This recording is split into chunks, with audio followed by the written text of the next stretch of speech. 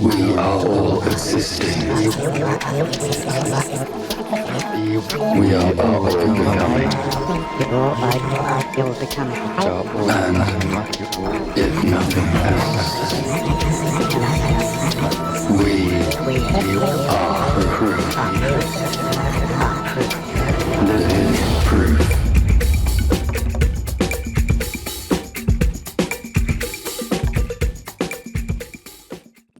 I've been 60s. well, yeah, 16s and acid kind of like created music, basically, right? And murderers. Well, I've been listening to a book called Chaos by a guy called Tom O'Neill. Right. He's an investigative reporter who investigated it for like 30 years. What, Manson? Yeah, like years after. Is he dead now? What, Charlie? Yeah. Yeah, I'd imagine Charlie's dead, isn't he? Is Charlie dead? Charlie the... Didn't he tattoo a swastika on his forehead? Yeah. He had an X on his forehead originally, and then he just added the swastika bits. This mic's just going to continue to run away from me, but it's fine. What if you have it more... Well, let it run away from you. Let it run away. There we go. There we go. It's run away as much as possible. But yeah, so, I mean, you can be wherever you want. It's all good. Maybe. Maybe it's exactly that.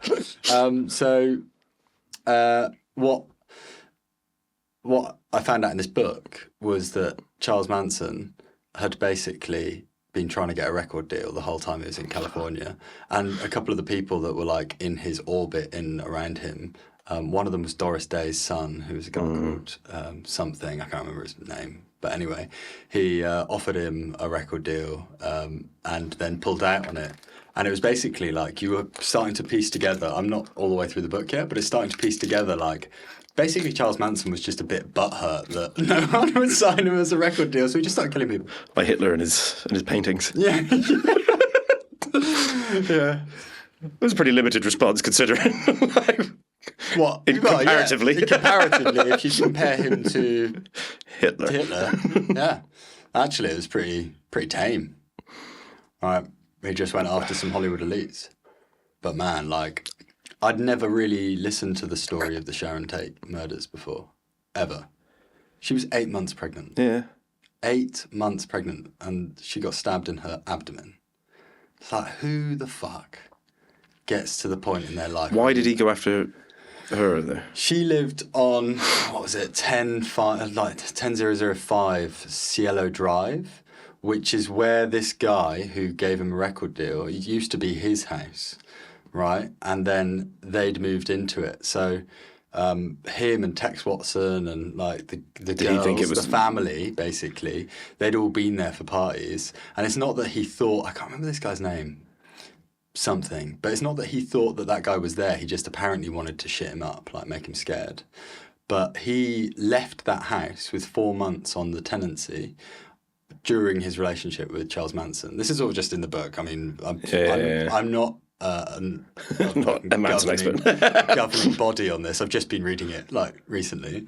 So he left with 4 months left on the tenancy. And just got out of there, moved to his mum's house, I think, down in some beach. Lucky for him. Yeah, I mean, his mum was Not anyone dead. else. His mum probably had a pretty nice house. But yeah, so he did that, and it was only after that that he, what was his name, like Mulaney or something, and it was only after that the Sharon Tate murders happened. Roman Polanski, obviously, all of that stuff. There was like, there's just, it's like a rat's nest. Yeah. It's all about this guy, Vince Bugliosi, who was the prosecutor against Manson, and he wrote the book Helter Skelter, which is about like basically Charles Manson's trying to incite a race war. That's why he did the murders.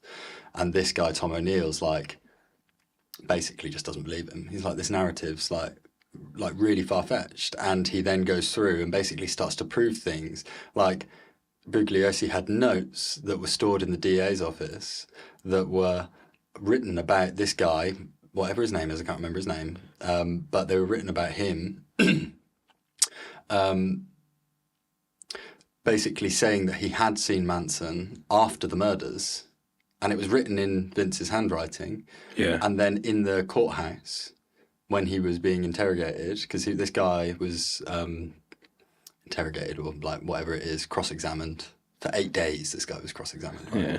And he stood by that on like May the 18th was the last time he saw him, and it's like, but Bugliosi, who was prosecuting, knew that wasn't the case, but just accepted, like allowed it to happen, allowed it to be. So it's like basically we haven't even got into like the CIA part yet and all of the mind-altering drugs that enabled him to become some kind of Manson.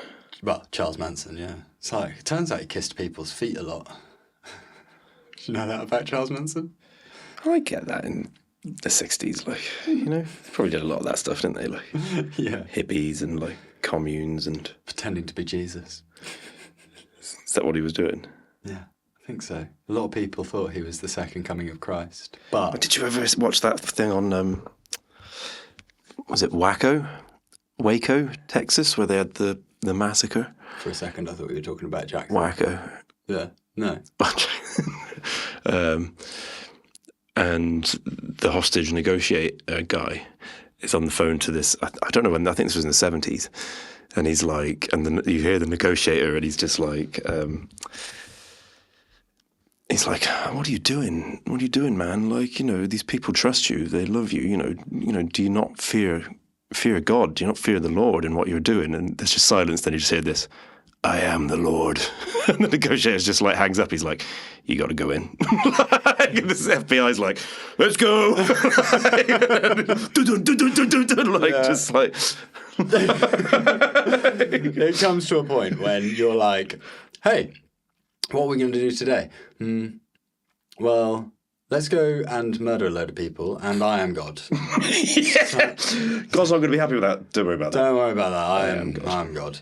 I've thought about this a lot with what happened in October 7th, was it, in Israel?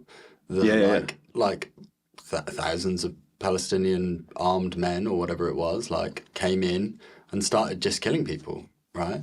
And I was trying to think, it's like, what would it take? What would it take to convince 1,000 people that just casual murder is okay? Like, and that murdering innocent civilians and children is okay? How do you get to the point? And this comes back again, it comes back to like Hitler, and it comes back to ideology, like there's got to be something. And, you know, they always talk about it, it's like, you know, this was just an unprovoked attack. It's like, well, you can't get unprovoked and convinced 1,000 people that they should go and kill. Like, because if I was to come to you and be like, hey, Iain, what up? I'd like to go and murder a bunch of people with you, please, if you're into it. Are you God? I am God. Cool. Then I'm God. You would, because any sane person would be like, no, I'm not. I'm not into, I don't care what they've done. I don't care. You'd have to do a lot to get me to go and kill someone. Like, they would have to have done a lot for that to be even, like, cresting the potential of actualization. Like, So, like, go and kill people, yeah. Yeah, but yet you've got 1,000 people to come across a line in an unprovoked attack, and then you've got the soldiers of the IDF who now are perpetuating that and continuing that. And they can't see it, like. And they can't see it. In the land of Jesus, like. It's like. Do you know what that area is missing? What? The Templars. It's missing. That's what it's missing. It's missing the... To go in and kill all of them. No, just to be the ferry of pilgrims. And the bank. And the bank. Do you know what it's missing? The Rothschild. No, it's not missing Rothschild. Well, it's probably got that. It's probably got a lot of that. Healthy amount. But yeah. Anyway. Yeah, that is... There are ways, like... Because, you know, you don't have to be... But, like, you can't... Like Hamas and... Like, they are oppressed. Like, they are... Like, it's a lot easier to see their position of being freedom fighters against Israel's position of being freedom fighters. Yeah. And if Israel weren't doing what they were doing, people might be more sympathetic towards them. You are surrounded They are like every country. If every country in the Middle East, right? If like America went to them and said, "If you want to get rid of Israel, we won't do anything," what would they do? They would try. Yeah. I don't know if they'd succeed, though. I don't know, but they would try. They'd try. You know, like even their friends, even like Jordan, who are like, "Yeah, we're fine with Israel," and like Saudi Arabia, they'd be like, "Yeah, let's get rid of them." Wait, hold on. Did you just say no repercussions? No repercussions. None? Like they are. So you can kind of, but it boils down to religion, doesn't it? With there still, which is why it's so shocking, because it's why we can't really comprehend it, because it is religion. Yeah, well, that was what was so fascinating, actually, about reading that book about the Templars, because you just realise that area, even then, was just embroiled in so much religious conflict, constantly, like, and even between the Shiites and the Sufis. Like, they were all killing each other, then the Christians came along, and they were all killing each other, and, like, everyone was just killing each other all the time. And it's like... We had a good 2,000 years of, like, just flat out killing each other. And it's only stopped, really, in the last 50 years, but there's still little pockets where people still want to do it. Killing each other, yeah. And it's not even Judaism anymore. Like, that Zionism in Israel, like they don't believe in God. They believe in Israel. Like, the land. Yeah, but... Israel is their God, like... They've gotten, like... Don't they believe in God, but they believe that God has given them Israel? Yeah, but you see, now they worship the land, which is why they're so, like, funny about defending the land. Whereas the original Jews were kicked in and out of Israel countless numbers of times, and it was the faith. That's what the whole Old Testament's about, like you've... Well, yeah, I mean, like Moses went and got them, faith, like, right? Yeah. He like went and got them from Egypt. Whereas now and then Moses comes... And he then doesn't even get to to the promised land. So there's no like Netanyahu and all that. When you hear them talk, they don't talk about God, because if they were still under like a biblical Old Testament religion, they'd be looking at that. When was it? October the 7th. Yeah. And they'd be like, "This has happened for a reason. What are we doing wrong?" Like all it would have taken is for someone in the room to be like, "Can we just ask why?" And what have they done? Instead of and it's obvious, you don't even need to ask why. Anyone with a rational sense of like anything can be like, well, yeah, oppression probably causes radicalism. And, radicalism creates terrorism, and terrorism creates death. So what do we need to do about it? Probably conversation's a good start. But this is what's interesting with what's going on in Israel is... So Messianic Jews, who are Jews that believe in the divinity of Jesus, are on the rise in Israel, because a lot of like Jewish people who are looking at the Zion aspect of it, and they're like, "What is going on here? Why can't we just?" They're not finding it in Judaic scripture, and when they find it, it's in the New Testament. Right, and they're like, well, because he was a Jew, you know, like I'm a Christian, I'm Jewish, like, well, you're not, but like when you look at tradition, like, so many Christians like to take it back to Paul, and they're like, there's where the tradition starts. It's like, well, no, the tradition starts with Jesus, and it starts with his parents. Isn't that the whole point of it being Christianity, then? Yeah, you follow Christ. Yeah, but it starts with Paul. But Christ, when you follow Christ, you're following his interpretation, which, a Christian sees as divine, his interpretation of the Judaic tradition. It's radical. He's Jewish. He was a Jewish dude, right? Very Jewish. Like, he knew scripture, he could teach, he was a rabbi, like, it was like, that's what they called him, like, rabbi, not Christ, when they, and it's like, that's... Isn't it fascinating, though, that, like, he's a Jewish dude, and he has this ulterior view on how people should be treated and how God should exist in people's lives, and it didn't quite fit the narrative of the at the time modern day understanding of religion, which was which is like there. But even in Christianity, still doesn't his fit. teaching does not fit in Christianity, because you go into any church and you're like, well, this is quite affluent. There's like when I went to Poland, went into a church in Krakow. It's in like Krakow Square, right? And they play a trumpet out the top of it.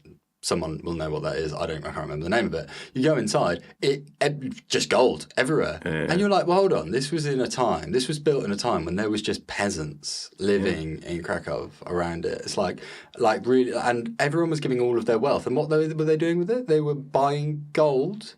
It's like, that doesn't seem like, surely, like... Yeah, you can't imagine Jesus would be too impressed by that. Jesus wouldn't be doing that. And that's what the Reformation was, and why now, like, Methodism and Baptist churches and stuff, like, you get a proper Lutheran church and it's just, like, empty. There'd be a table with a Bible on, like... But that's hard, because, all that symbolic stuff, that helps you. Yeah, but that's coming back to the Templars. That was the thing of them, What, building that up, like? No. Getting rid of it. Getting back to nothing. Yeah, but that church is pretty... But the Templar church is pretty... It's bizarre. Like, it started, and the whole point was, these lords and knights would come and they would absolve themselves of everything. So they would give it to the Church of the Templars or whatever, I think it was even the Pope at that time, because the Pope helped create the Templars. Yeah. But they would wear the same knightly robes. Whatever they were. They would give up the... Same dress. They'd dress up the same. They'd be the same. They'd dress up the same. And they would wear...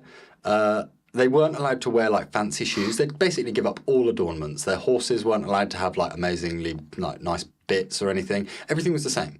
All Templar Knights, the whole point was that you basically gave up to live a life of poverty and of God, and then you would protect the pilgrims as they came. Yeah.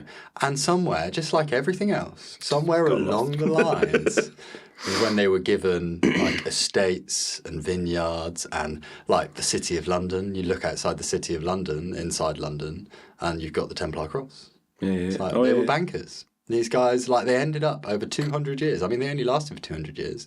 They started out we're gonna make sure that we can get people to come and see the Holy Land, and then they end up. Makes you wonder what. Yeah, it's the same with everything, isn't it? Same as it ever was. And that's religion. Religion is one of those double-edged swords. It's beautiful, amazing. It gives so many lost people a sense of deep, profound connection and purpose. And then you've just got people that take advantage of it. And that's those dudes, the American pastors that fly. Joel Osteen and I like what's his name? Elevation Worship. No, not Elevation. I can't remember his name. It's the songwriter. I'll listen to them, and they're good. They're good. But it falls into that. I remember when I was talking about that, salvation theology. Mm-hmm. If God loves you, He'll make you rich. Yeah. Well, that's the same as that spiritual philosophy of think it and it'll happen. Yeah. If God loves you, He'll make you rich. Yeah, but literally, that's something that what's his name? I was reading a thing about a guy called Joel Osteen, I think his name is, and he's got he's worth $70 million, pastor of a mega church. He's got a huge mansion, swimming pools, God fucking loves him. Yeah, but that's what he says. When people ask him, he's like, if something in your life doesn't make you happy, get rid of it. So what about your wife? Get rid of it. God wants you to be happy in this world, which goes completely against the whole story of Christ. Christ was happy on the cross. No. Oh, I'm so happy. Get rid of it. Get rid of it. Why would when Jesus was he praying? had the option in Gethsemane, right? Yeah, exactly. He had the option. He was talking to God, and he had the option to run. Literally. But God was like, don't. Yeah, and that's the whole point. That's why he's in pieces, because he's like, please God, Anything else? anything else. But if this is how it has to be, this is how it has to be. But somehow, down the line, you get to the point where someone's like, if you've got something in your life, get rid of it. Look at my yacht. Yeah. Look It's how hard to happy I argue am. with $70 million as well. Like, how do you argue with that? You just go, well, God must love you. Thanks. Which means the poor people who have actually devoted their life to living in prayer, to like literally just like that then gives them the illusion that God does not love them. Because it's like, you know, they're struggling to make ends meet. They've maybe not had the opportunities that he's had in his life. And all of a sudden, it's like what does that do to people? Yeah. Like, well, it and destroys people's them faith. because that's what the Reformation. You know, we're back to that point again. Now, especially in America, where it's about like works. You know, like how much. You know, like. I think the problem, and it had something to do with the Templars. I remember watching it, that like the Templars had something to do with it, in that, you know, you could come in and if you'd done a sin, if you'd sinned, or someone had died. You've done a sin? If someone had died and you knew they were in sin, you could come and pay money to the church to reduce their time in purgatory. Like, That's ridiculous. That's like. but this is straight. That's what I mean. Like it's dominant. It's domination. It's power, isn't it? Like, and out of Egypt, like here, put these on their eyes so they can go over the sticks. They've got to pay those guys. But this was what the Reformation was about. Was people around sort of the 1500s going, I don't see this in here. Like, you know, I don't see this in the Bible. Like, I don't get this. Where's Jesus say this? And the Catholics were like, where do you get a Bible to read? And like Luther's like, well, actually, I translated it into German. And they're like, what the fuck? Keep it in Latin. Yeah, but no one can read Latin. That's the point. Like, but we're back. We can say whatever we wanted. Yeah, I mean, that whole... Like, they didn't even have church services until the Reformation, I think, in English, like, so if you were like a peasant or whatever in like 1300 Britain and you go to church, you don't even understand what they're saying. You just know that they didn't even give them the mass. They took communion for them. Like, I've got to drink a sip of wine for everyone in here. yeah. The sermon got really sloppy after that. Not that I can tell. Not that what I can hear what he's saying. Like. I had no idea what he was saying, but he was definitely slurring. Yeah. But that's it. Like, the Reformation really attempted to put the shits into that. Like, they were like, this isn't right. Like, this is the Catholic Church or the Roman Catholic Church is getting it wrong. But now we like, and that's what, you know, all the Americans are Protestants. Like, well, now there's an American Pope. How quick? Well, yeah, you have like the, you know, like, but the country America was built on Protestantism. Like, right, they were fleeing from religious persecution here because they were Protestants, like, and in France and all that. And now, I just thought they didn't want to pay tax to the monarchy. Well, that was after. That was when they became. Also, that was when they broke from the. It's a nice way to, you know. It's like, are you Protestant? Yeah. Do you want to break away from this? Yeah. What about if you do not want to pay any tax to the king? Oh, well, that sounds quite nice as well. Yeah, fuck you guys! War! We've got a war! It was under the guise of breaking the Protestants away. It's like, we're doing this for religious reasons. Money, money, money, money! Yeah, Britain really cocked that up, didn't they? Yeah. I didn't realise either that we went back in. Well, the Redcoats. In 18 something or other. And they actually took Washington. Did they? So there was another. What, George? No, but actually, like burnt. They put a bloody cannonball into the White House, like set it on fire. No, the Capitol building, like. So there was something about taxes or cotton or something like that. So Victoria sent the Navy. Was like, go on them, and they blockaded the entire of North America. Like, oh, it's something to do with Canada. America were making claims on Canada. And tax and trade and everything, so the Navy went, blockaded it, and basically was starving. Like, and then coming out to the Commonwealth, motherfuckers. And then the British invaded from Canada and actually got And then they got all landed the way there. down. So they invaded from Canada, and they came down, and so all the Americans were up there, and then they invaded there and actually got to the White House, like, and then for whatever reason, I think it was Victoria. It depends when it was, like, obviously, Victoria was like, the Americans said, "Oh, okay, this is enough. We've got no claims on Canada," and they signed a peace treaty in Germany or something, and then she pulled it all out. Like, it was Why like, do they always sign peace treaties in Germany? Like, they're why? peaceful people. Historically, At the time.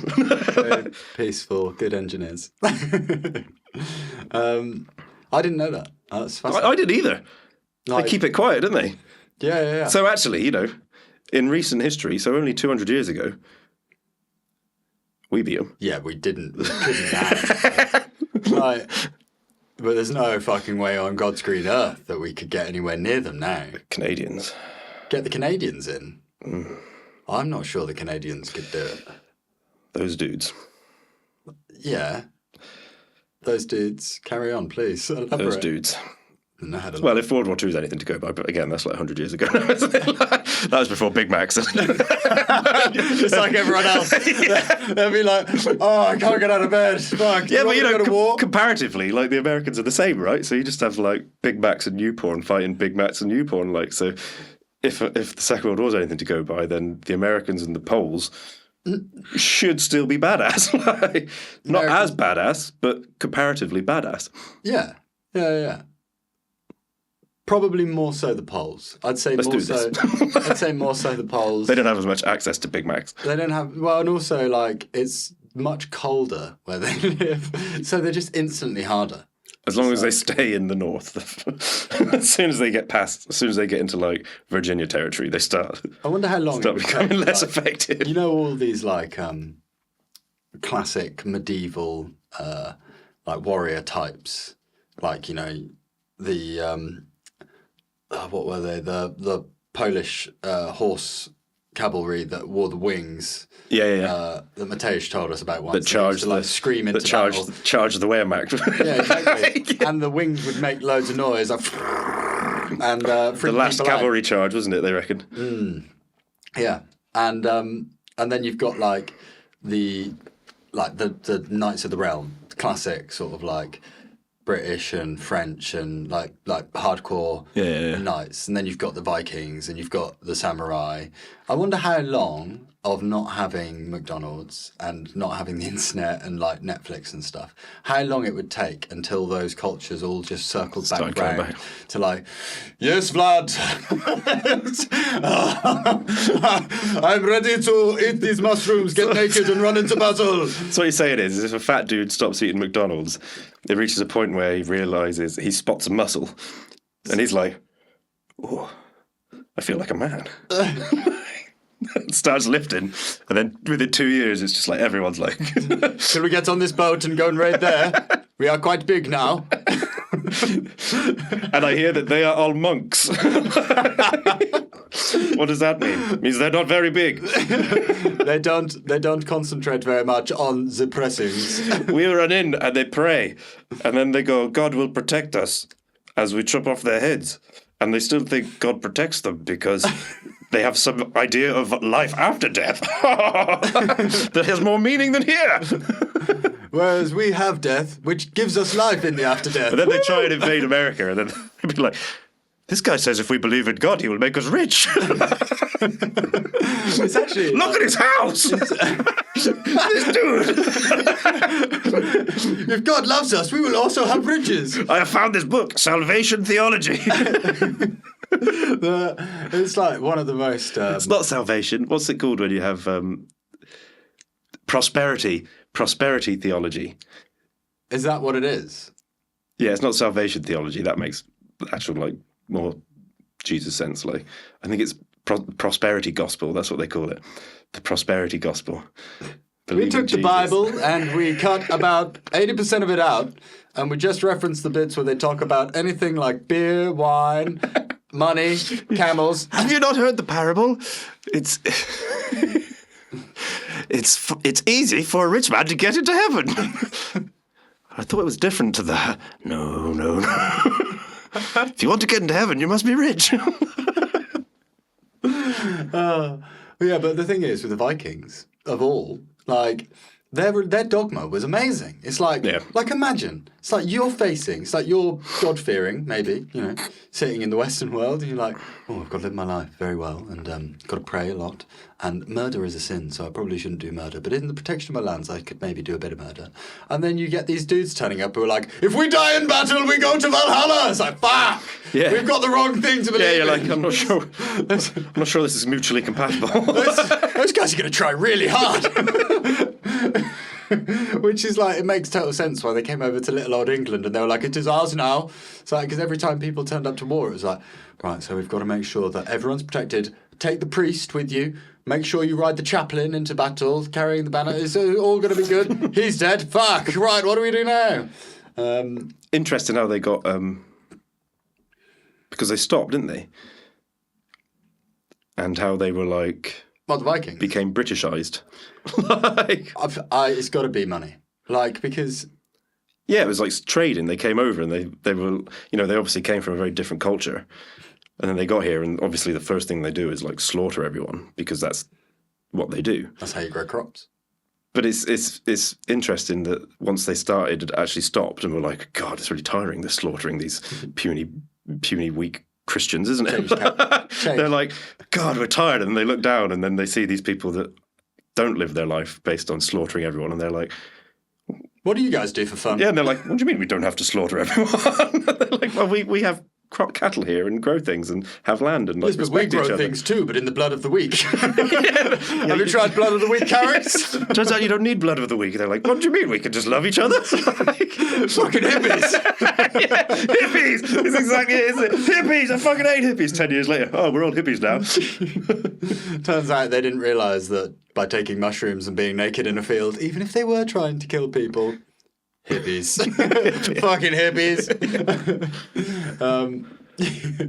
So we have started this podcast on an interesting time. Oh, we started? So, yeah, we started. We should just... What? Are you worried about things that you said now? we should start again. Nah, I don't think you Just should edit be it out, worried. okay. Just edit what out? It's all perfect. But yeah, the living proof concept, or the concept of living proof, and this is kind of like, it's been evolving, like the third episode, this. And originally it was like, do you know what I'd love to do? I'd love to sit down and talk to people about their entire life experience from like birth all the way up to date and the things that make them get up in the morning, because we all know it's quite hard to get up in the morning. Right? So it's kind of evolved a little bit, because while I do want to go through like birth and the early life, I think getting round to like the now a bit sooner is Yeah. good. Yeah. Because there's a lot going on right now.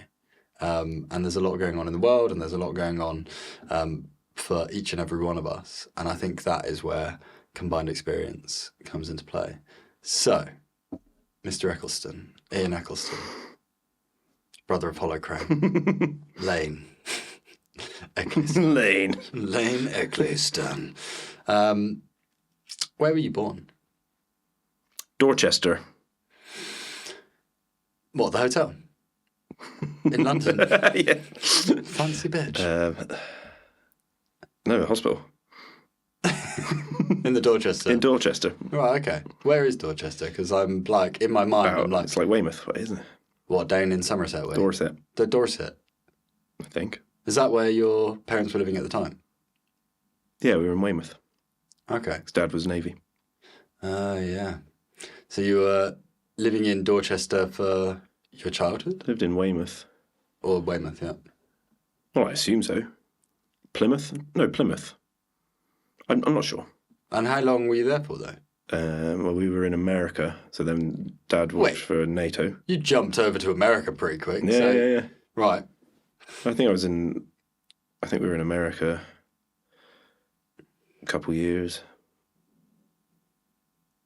I don't know. How old were you at this point? Maybe 5, 6? Well, no, Oh, I right. must have been... So Russ was born over there, so he was 94. So we left in 94. and I'd have been 8. Okay. No, 6. I'd have been 6. Whereabouts in America were you? Virginia. Do you remember it? Bits of it. What was it like for you? Leaving everything that you knew I didn't. in Weymouth. I don't remember it. I don't remember going. I don't remember coming back. I just remember a few bits. I remember people more. Yeah? Like, you know, like weird things. Probably the same for everyone. Like, I remember being out at school and a kid on a swing and, like, his nose was just pumping blood. But like everywhere. And he's, like, swimming. crying and he was just swinging. And I just remember, like, little 5, 6-year-old me just being like, that's odd. Why doesn't he stop swinging? Yeah, I just remember thinking all those things. Like, and it must have been like, I think it's like the first moments when you start like thinking about meaning. And I think you might get glimpses of it when you're a kid, and they're probably what you remember, because until then it's just an objective experience, right? Oh, there's a guy with blood streaming down his face, swinging on the swing, screaming his head off, like, and no one cares. Oh, no, carry on. Wait, what? Yeah. As you start to process things when you get a bit older, you're like, huh? But it doesn't last very long, because then it like disappears, you know. Whereas now, if that happened, you'd be like, "What's going on, buddy? What's happening? Like, why? What's wrong with society? Like, is there a god?" You know, back then you're like, "That's strange." Oh well, like straight back on. That's strange, but I'm 6, so nothing I'm going to do about that. So yeah, I remember that. I remember sort of like the swimming pool. I remember playing with my little action men in the snow, because you know, I don't know if they still do. What, the action? If people still playing with if action they get men? snow, like, you know, there'd be like proper snow, like, and global warming's seen to that. Yeah, Virginia's just a beach now. with imported sand, probably. Yeah. So obviously you don't remember anything up until the point when you left, because I guess you were really young. Yeah, I don't remember anything, like. And then you just remember fractals while you were there of like Weird character-defining moments. I remember running away from home and going to the neighbour's house. Far. Mum shouted at me or something, and I ran. How far did the neighbour live? Like right next door? Yeah. Oh, right, okay. Yeah. Who was the neighbour? Do you remember the neighbour? I can't remember, no. They were lovely. You trusted yourself? Well, it was it was a very safe street. One of the safest streets in America, because apparently it was where all the Navy SEALs lived. So we were basically on the base, I think. Is this because your dad worked for NATO? Yeah. So he was NATO. He was like you would have been communication stuff, like. You'd have been, well, That's I guess stories of it, like, yeah. it's like the safest street in the world from a terrorist attack. If you're on their side. God knows, like, you know, like whether it's the safest street in the world from just any trauma, like, who knows? But definitely from a terrorist attack. If Russia tries to invade there, you'll PTSD, be maybe not. That's fascinating. So while you were there, were you playing guitar? No. I'd shown interest in it. I'd had, like, there's pictures of me before, I assume, when I was, like, little baby, with the guitar and keyboards and stuff. So I don't know if I've shown interest in it, but no, I wasn't interested in it. You weren't interested in it by that point? No. Were you listening to music or anything? No. I was watching Power Rangers. Yeah, I mean, Power Rangers kick ass. Playing with G.I. Joes, you know? Yeah. Still got some. Rory plays with them now. Well, the G.I. Joes from your... Yeah, it's amazing, isn't it? Oh, man, that is amazing. They don't make them like that anymore. No. Some of them are like, there's one guy who was like in the bath, and he's like, his legs come off. And I'm like, he's nearly as old as me. Terry! No! Good job, soldier. Got out a tiny little bandage, bandaged it up, tiny little set crutches. He's weird, ready. though, isn't it? Like, it is weird. I don't know, like, I assume because obviously Russ was born over there, so they brought everything back. So why did he come back? Or your dad? Like, was your mum working out there, or was he just looking after the kids? No, just, military wife. So your dad's called Keith. And your mum, I always forget your mum's name. Shirley. I knew it. I knew the name. And as soon as you said it, I was like, yeah, Keith Shirley. Not. I think it's probably because I've not met Shirley very many times. Maybe once or twice. No. So was that always the way in your family as you grew up then? So you was 2 boys and your dad was working, your mum was staying at home and looking after you? Yeah, until we moved here, which wasn't very long after. I think we went back to Plymouth for a bit and then back here. And well, back here. Here was new. Then Dad got a job working for Combat Stress, the charity, Okay. helping people with PTSD and stuff. Mm-hmm. And that was based where Chop was in Cheddar. Yeah. So above there. Oh, right, okay. Yeah, and he did that for a while. And did your mum work when you were here in Somerset? Yeah, she worked, just day jobs, like worked for like, what did it used to be called? Like, not Tesco Express, but before it, like... Stop and Shop? Something like that. Yeah. Which is now the Butchers, I think. The one on opposite where your dad used to work, yeah. so just up the road. Yeah, and then she worked for a company that were importing wood and stuff from the Everglades. Okay. And you were back like 8, 9, so now you were starting like right up back till in the UK? Right up until I went to uni, like. Yeah. And still, right? They're still in the area. Yeah. Mm-hmm. So where did you go to school when you were back here? Axbridge. And then Fairlands. And then Fairlands Academy in Cheddar? Yeah. Okay. And then King's. King's Academy. That's so Fairlands is the middle school, is it? And then King's is the senior school. Yeah. Yeah. And what was your defining memories of school life in Cheddar and Axbridge, obviously, but I'm gonna encompass it into the Cheddar area. The Cheddar area. Cheddar Valley. I don't know, I enjoyed it. What were you doing? What was your kind of thing? Football. And then music. Bands. Okay. When was your first band? How old were you? First band would have been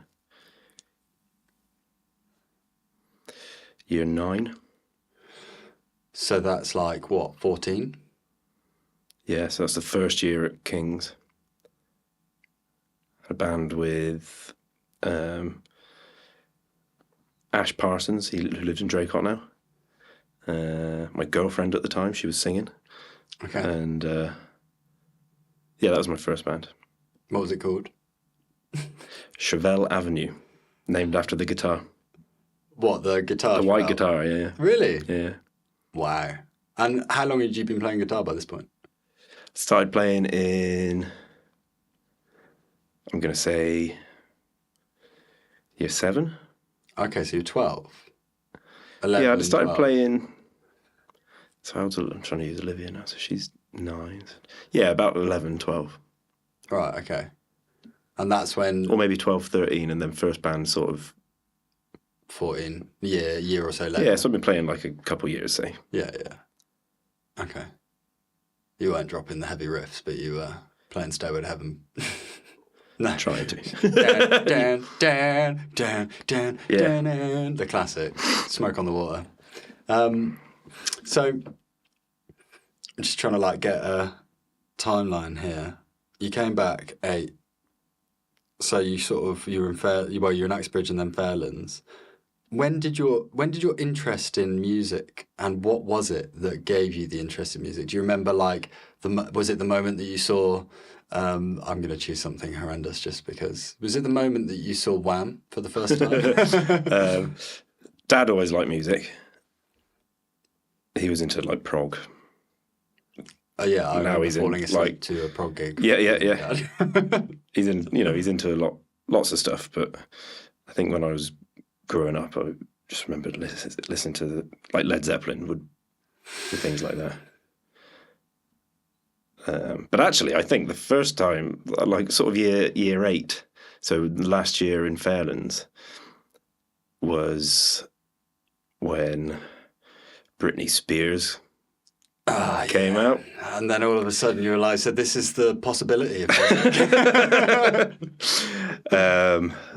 And then like Christina Aguilera came close. It's really hard after that. Want to get dirty? No, like Genie in a Bottle and all that. They're good albums, like. If you're into that sort of stuff. I mean, I was into that sort of stuff. And like Westlife and Westlife were massive. And you got into that, not because you really liked it, but because the girls liked it. Yeah. You needed to be able to. And you How many white outfits did you have? You weren't, obviously, you weren't paying enough attention. no, I wasn't paying enough attention. Did you stand up from your seat? But there were people at that point already listening to like Limp Bizkit and Rage. Yeah. And I was just like, what is... So I remember listening, I had a mate who was really into Pitch Shifter. Do you remember them? No. They had like a big hit, I think late 90s. Could probably find out what it is. So I found that all a bit strange because we didn't have any of that in our house. Mm-hmm. The heaviest we had was probably Led Zeppelin, like. Shirley Bassey. Oh, yeah. Oh, yeah, Dad was, still into Shirley Bassey, like. Genius, Microwave. Yeah, microwaved and all that, like. Please, sir. 1998. 1997. Yeah, so I'd have been 10. Yeah, so that sort of makes sense. And so you're introduced to it, but I didn't really understand it. I'd listen to you'd listen to them playing Rage Against the Machine and be a bit like, dum dum dum dum dum dum. But at the same time, I was sort of getting to know a few people that were like a German kid called Sammy. He's a cool kid, and he was really into Metallica and things like that. So I started to get into that. Were you in sort of year 8-ish? Okay. Were you like, what would you do outside of school? Would you like cycle around with your mates and go around their houses and listen to records? Play guitar.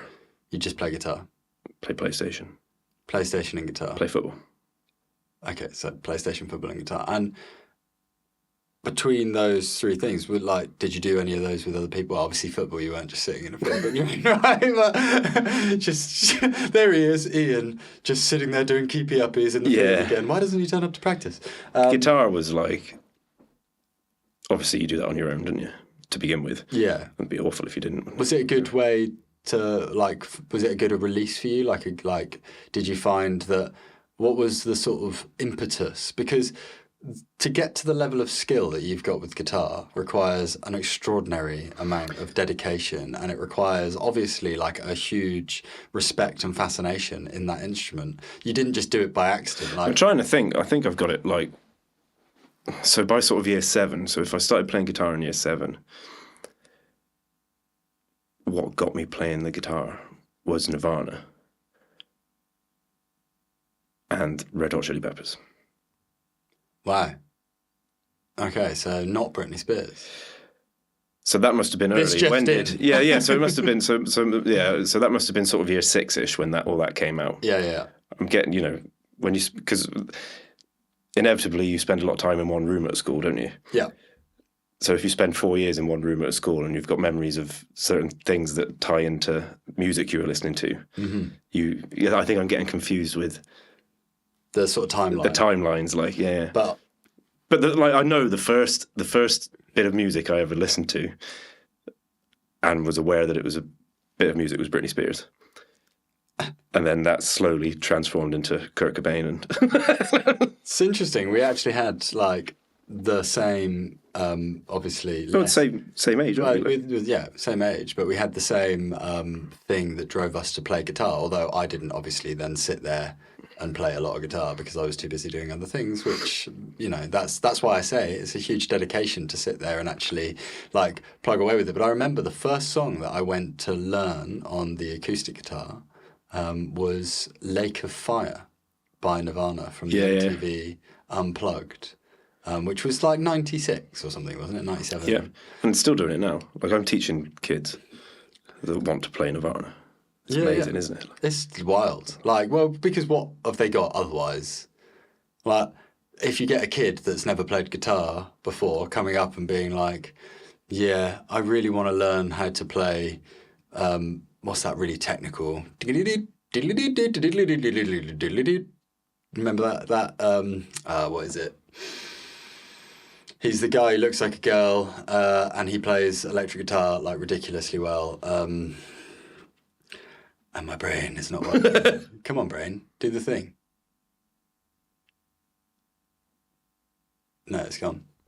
But You don't get people turning up. wildly technical guitar. You don't get people turning sort up of and being like, "Can you develop teach into me? that, don't Can you? you teach me some snarky puppy, please?" I'd be like, get out. I've never played guitar before, but I really want to play Lingus. But yeah, so the dedication, like, was that because of your love of the sound that Nirvana was producing and like the Red Hot Chili Peppers? It was identity, like, and you know, I can understand this a bit better now. But like, I remember buying Was it to pick up chicks? Is that what you're trying? It's identity. It's like these guys are all picking up chicks. I don't know. No. A little bit. Anyone that says that it's completely not is lying, aren't they? Like, Yeah, you know? there was a Like, small amount. you don't become who you become as a straight man to not get a girlfriend, do you? Like, what are you going to do? I'm going to try and not get a girlfriend. Like said no 14-year-old ever. Like, well, sure, you know, Some digging, some do. No, but you know what I'm fine. saying? Like, yeah. But I remember. It's definitely like identity. You form it, don't you? At that age, you're starting to like hang out with people and you're like, I like that person and they are into this and they're into that and there's something clicking there. Mm-hmm. So then you start exploring that, or I don't like that person and they're into Eminem. So I'm not going to get into Eminem, like, or they're into Jay-Z or something like that. Like, but then you start, like, things just appeal to you, which I always find strange, because I remember flicking through a Kerrang magazine and there was a picture of Pearl Jam just after the I think it was like a throwback to just after 10 came out. Mm-hmm. And I just remember looking at them. I'd never heard them before, but I just remember looking at them and just being like, I don't know what they're doing, but I like it. Like, I was just like, they're just confidence and like those leather pants are really deep. They were just weird, like, you know, like I've never seen a man like the basketball shorts with like with the boots on and the hiking socks. Like, it's just like, and the flannel shirts and everything, and then I heard them, and it was even better. Like, it's just like, this is amazing. Like, so Pearl Jam were like the first, and that they made me want to take it seriously, because I was like, I remember hearing Mike McCready playing a solo on a song called Corduroy live, mm-hmm. and I was just like, I have to be able to do that. Like, if I can't do that, my life's pointless. Like, that was literally like, I remember thinking that. Like, it's a good way to get yourself to play something. Yeah. There was no like, maybe I would be able to play this. I was like, I have to be able to play like this. Just put everything on the line. If I can't play this, I suck. Yeah. Like, I was like, I'm not worth anything if I can't. Can you play it?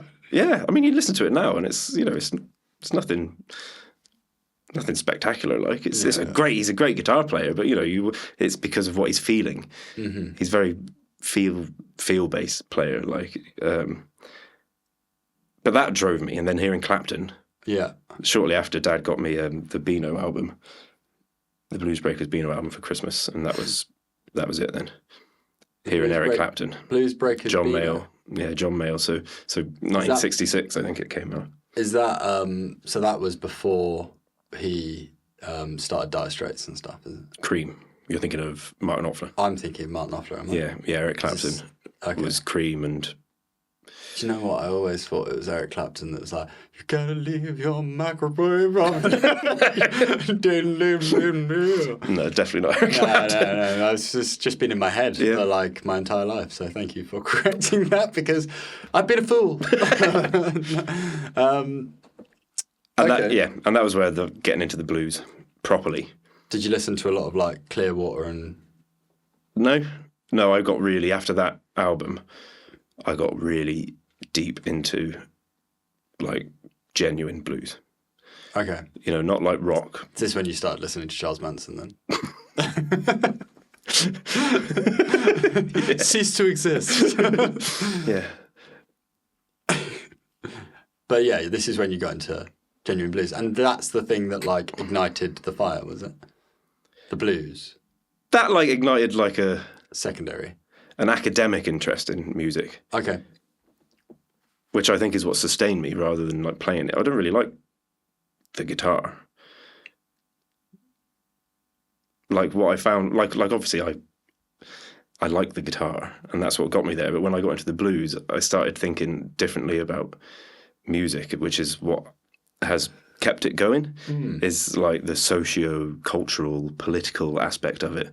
So like by the time I was 18 and going to uni, like I'd be buying books by historians on the blues and black culture and you know, the sharecropping and slavery, and to try and understand where it came from, because it wasn't like a superficial knowledge of it. Wasn't enough. Because in my head I was like, you'll never play this properly if you don't get it. You know, for all intents and purposes, I was probably like trying to become black, like, you know, like lots of people do, don't they? Like, but it's there's a lot. I mean, you mentioned Eminem earlier. It was the same thing, but different. But that's something that's carried on in all, even when we're doing the metal stuff, you know. Yeah. It's not just like, let's make a metal album. It's like, yeah, but how are we going to do it? Like, let's dig into the history of it. And that's how we were like, ended up listening to like crap from 1978. Like, oh. Well, it was interesting actually, as we went on that journey as well, was, and we'll go back to university, because I think quite a lot of seminal things happened for you in university. But what was interesting about that was recognising how much had actually stemmed, how much of like modern metal scene had stemmed from blues. Yeah. And that it was almost like a natural progression for you, because it was like you've done blues so well, and then all of a sudden it's like, well, now you get to embody the evolution that someone like Tony Iommi naturally did, but you get to go through that process internally, you know. Integrate it back in, like, which was great, which was, you know, and the way we did it, like, it's just like awesome, wasn't it? Like, still is. Tarrant, this is a message for you. We would like the where are you? Hold on, Tarrant, this is a message for you. We'd like to finish the album, thanks. Do you want to tell Tarrant to finish the album? I've told him before. Okay. I've asked him before. Okay. All right, one more. Tarrant, really mean this. We'd like to finish the album, thanks. So, I mean, I agree with that. But coming back, and we'll get into Holocrane, because we can riff a bit on that. But coming back to, you've gone through your schooling, you've had your first band. Did you write any songs in your first band? It's all originals, always all originals. Originals. Yeah. So you've been crafting that sort of songwriting, cutting your teeth on. Yeah, I didn't, you know, I wasn't interested in covers. I'm still not, like, as you know, like, you know, it's just like, I don't know, we did a pretty good Paranoid cover. You know, but I just get nothing from covers bands. You know, it's a job. Like, I'm in a covers band. Obviously, we do the pubs and everything, and I've been in one since college. Like, but it doesn't flex that muscle that you want. It's work. Like, it's That's why when it gets too much, or like, you know, you're cutting too much gear around and you're not getting paid enough, then I'm just like, I'm out. Like, because it's not about it's not artistically satisfying. People say it's like, well, it's about the music, isn't it, man? It's like, well, I know. It's not about the music. It's about the ability to create. Right? Yeah. Like, what, you know, when you turn up somewhere and you're absolutely knackered because you didn't get home till 3:00 in the morning, and they're like, "Oh, do anything yesterday?" "Oh yeah, I was gigging." "Oh yeah, it must be great though, mustn't it?" Yeah. Yeah. I like to keep their idea of what music is like for a musician alive. I'm living the dream. This is the best. Thanks, man. At least they Thanks for reminding me. At least they think you're enjoying it. I like it's, as far as jobs go. I wish I could do, you know, if you could make your living off of it. Yeah. You'd be like, great, but you know, when you're making like 150 quid and you get home at 3:00 in the morning and you've got to take the kids to school for 8:00, it does kind of just take a little bit of the sting away from it, doesn't it? Just a tiny bit. The sting of glamour. It's a beautiful thing to do, you know, entertaining people, casting the resonance of music and changing people's states. Wonderful. But also 4 hours sleep and looking after kids is really fucking hard. But yeah, so did you have any other bands while you were at King's, or was that your project? At that, I had a band I joined a guy called Alec Cameron. He had a band with Tommy Adams. He was a great drummer. He used to like try and, well, I say try, he did a pretty good job for, what, 15-year-old or something, 16-year-old. Like, he played the Dream Theater stuff. Like, and what was that called? Obelisk, they were called. And then that turned into a band that I fronted called Spitfire. It's a great name. Did you get it from Prodigy? Was it Prodigy? No, was it? It wasn't Prodigy that did Spitfire, was it? Don't know. So, but I'm going to guess No, that. it wasn't from Prodigy. Yeah. It wasn't Prodigy that did It's Spitfire. from my obsession with the Second World War. Like, makes sense. see, proper metalhead all along. Like, so your obsession for history started even as early as that? Oh, yeah. Right, okay. It's the only one I got an A in at school, history. What were your other grades? I don't know. Not bad. Like, Not worth remembering. Yeah. Failed French, I think. Yeah, I'm sure you'll be forgiven. Yeah, not history. bad, Yeah, loved it. Well, the war. Mm. Not much in it. Not really interested in anything else at that point. Yeah. Just the Great War. Both of them. Were they both great? Were they both? No, I'm just being... Which one's called the Great War? The Great War, the First World First War. World Yeah. War. And the Second World War was just the European-Prussian War. Right? The Second World War, yeah. What do they call it in Russia? The Europe... The great, Like, the Germanic Prussian Great War. Patriotic War, wasn't it? Like, Right, okay. What did the Germans call it? World War II. what did the Germans call it? Destiny.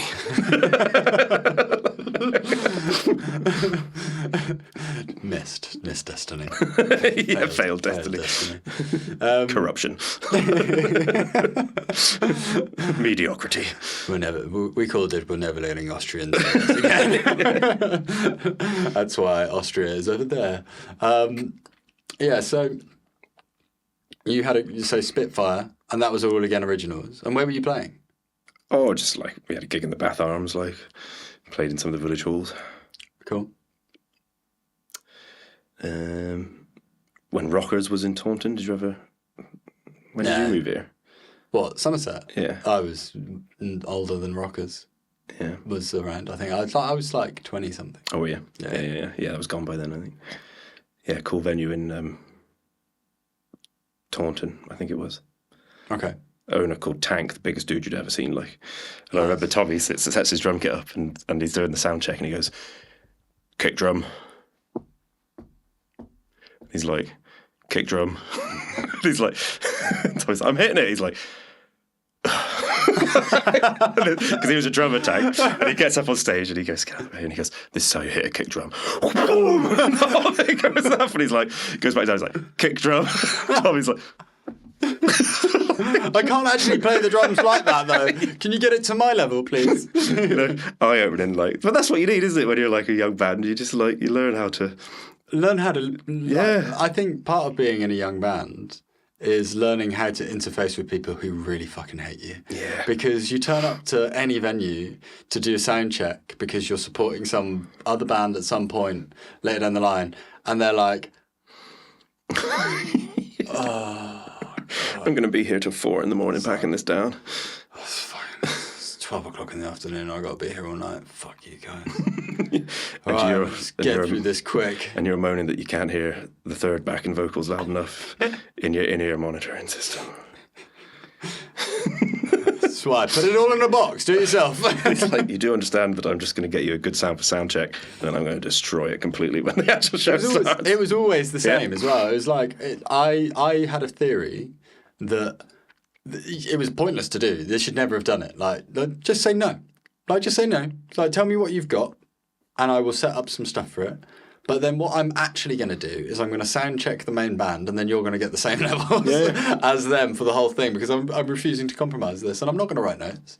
But then obviously the birth of digital desks happened, and if venues could be bothered and to buy one, they were quite expensive. You could just press a button and every show, changes. and it's like, so you could actually do it, but you know, even then, Then you have I to remember have someone capable of navigating the digital desk. Yeah, well, the Fleece had one, right? Yeah. The Fleece had one, and they could set up profiles for each of the bands. They never did. I'm almost certain they never did. Like, because They're still taking notes on a laptop. You could just use the app on the laptop to just save it. What, the Notes app? Get out. So I'm just going to take a quick break, or we're going to take a quick break because I need a wee, and I'd like to get some. You don't want to do it in here? A drink. Yeah, please. Yeah, let's do that. I've resumed. Imagine saying that to your average clergy on a Sunday. Welcome to church. This We've got a little vial. Ritual is about integrating disassociated psychological content right now. Right, but isn't that what religion is? Though? It's integrating your psychological disassociations, and being able to channel and thank the Lord for all the challenges and all the strifes that you've had, and that's I think what they're trying to do. I think sounds like that's what they're trying to do, but it makes sense because in Brazil, obviously, they're right near the. Right near the shamanic, the Amazon rainforest, where obviously ayahuasca is used a lot. So, for them, cultural. Brazilian Christianity is really interesting. That's where salvation theology comes from. Right. Okay. So they were revolutionaries, which is why you have the last few popes have been South American. Mm-hmm. Because it was so important over there in defeating. So they used Christianity to defeat colonialism. Amazing, right? That is the religion of the colonizers to defeat them. That's how we're going to get rid of you. But they were it's like the head of the Brazilian church was assassinated and things like that. It's they lived it. Yeah, and they're still living it. And we sit here this is the thing with Christians that it's amazing really they've just given a Pakistani bishop the death sentence he's been in prison since 2012 or something, and yesterday or the day before they had a hearing and they've upgraded it to a death sentence. Why? Because he's Christian, because they said he was preaching in Pakistan. Yeah. What, and he's not allowed to practice his own religion in Pakistan? Oh, no, you're not allowed to practice your own religion in Iran, are you? No. Afghanistan, Syria, you weren't? If you're a Christian in Iran, not that you're not, outwardly. If you're an expatriate in Iran, so if you're there working, I guess there's leeway for that, is there? You'd imagine. They don't expect everyone to be suddenly now I'm coming over here because you guys need infrastructural engineers. You need Jesus! And Jesus! You need infrastructural engineers and Jesus! Really brings a whole new meaning to Machine Gun Preacher, doesn't it? Yes.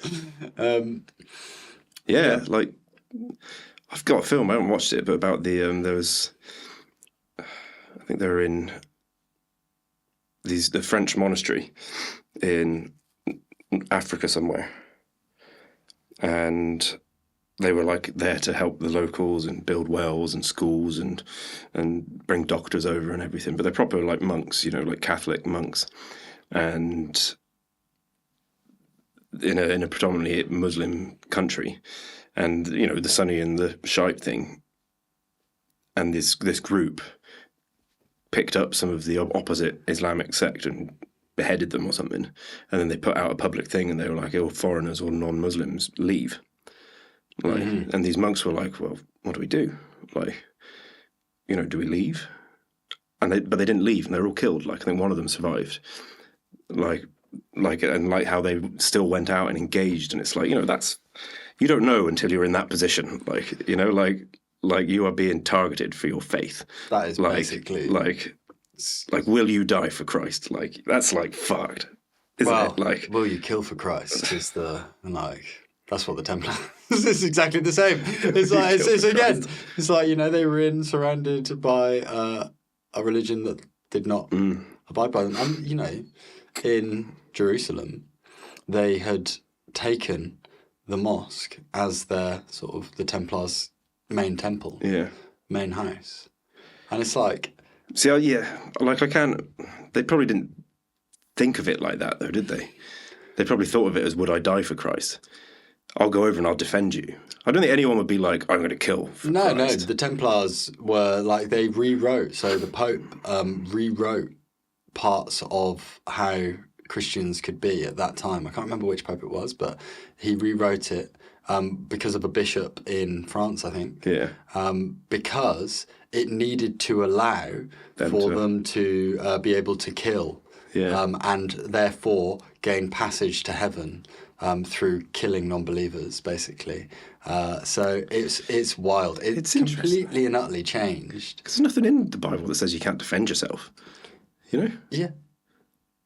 You know, so if you're stood there and you've got a sword and there's another guy coming at you and he's like, I'm going to kill you. Then what do you do? Like, and also, you defend yourself. If you're protecting the pilgrims, it's like... So they exactly. You're defending, That's how they got around it. Yeah. And all of a sudden, you've created... And it must have been... I can't imagine what it would have been like sitting in the Middle East. Like, they built a massive tower, one of the biggest ones that they had in the Gaza Strip, right? The Templars, they had this big castle. It blocked people coming through into modern-day Israel from Egypt. And it was... just this massive thing, and it was like a fort, a huge fort. But imagine being there on your own, and it's not as if you can just there's a lot of angry people outside who want to kill us and behead us all. It was more like send a rider, and in about a month they'll come. Yeah. They'll come. And then it's like even worse than that. It's like if they didn't have the people up north to be able to spare to come down south to come and relieve you and help you out, they had to send someone to France to rally an army in France to then on England and Germany to get on boats to come down to then try and say, it's like, what the fuck is that? Imagine. Like that at that point you're like, there's 10,000 people outside that want this place destroyed. What's the there's a good series. Netflix. Is it called The Templars? Netflix show on what was it called? The Crusades. I don't think it's Jerusalem. It's what was Istanbul? It was Constantinople, and then before that it was. I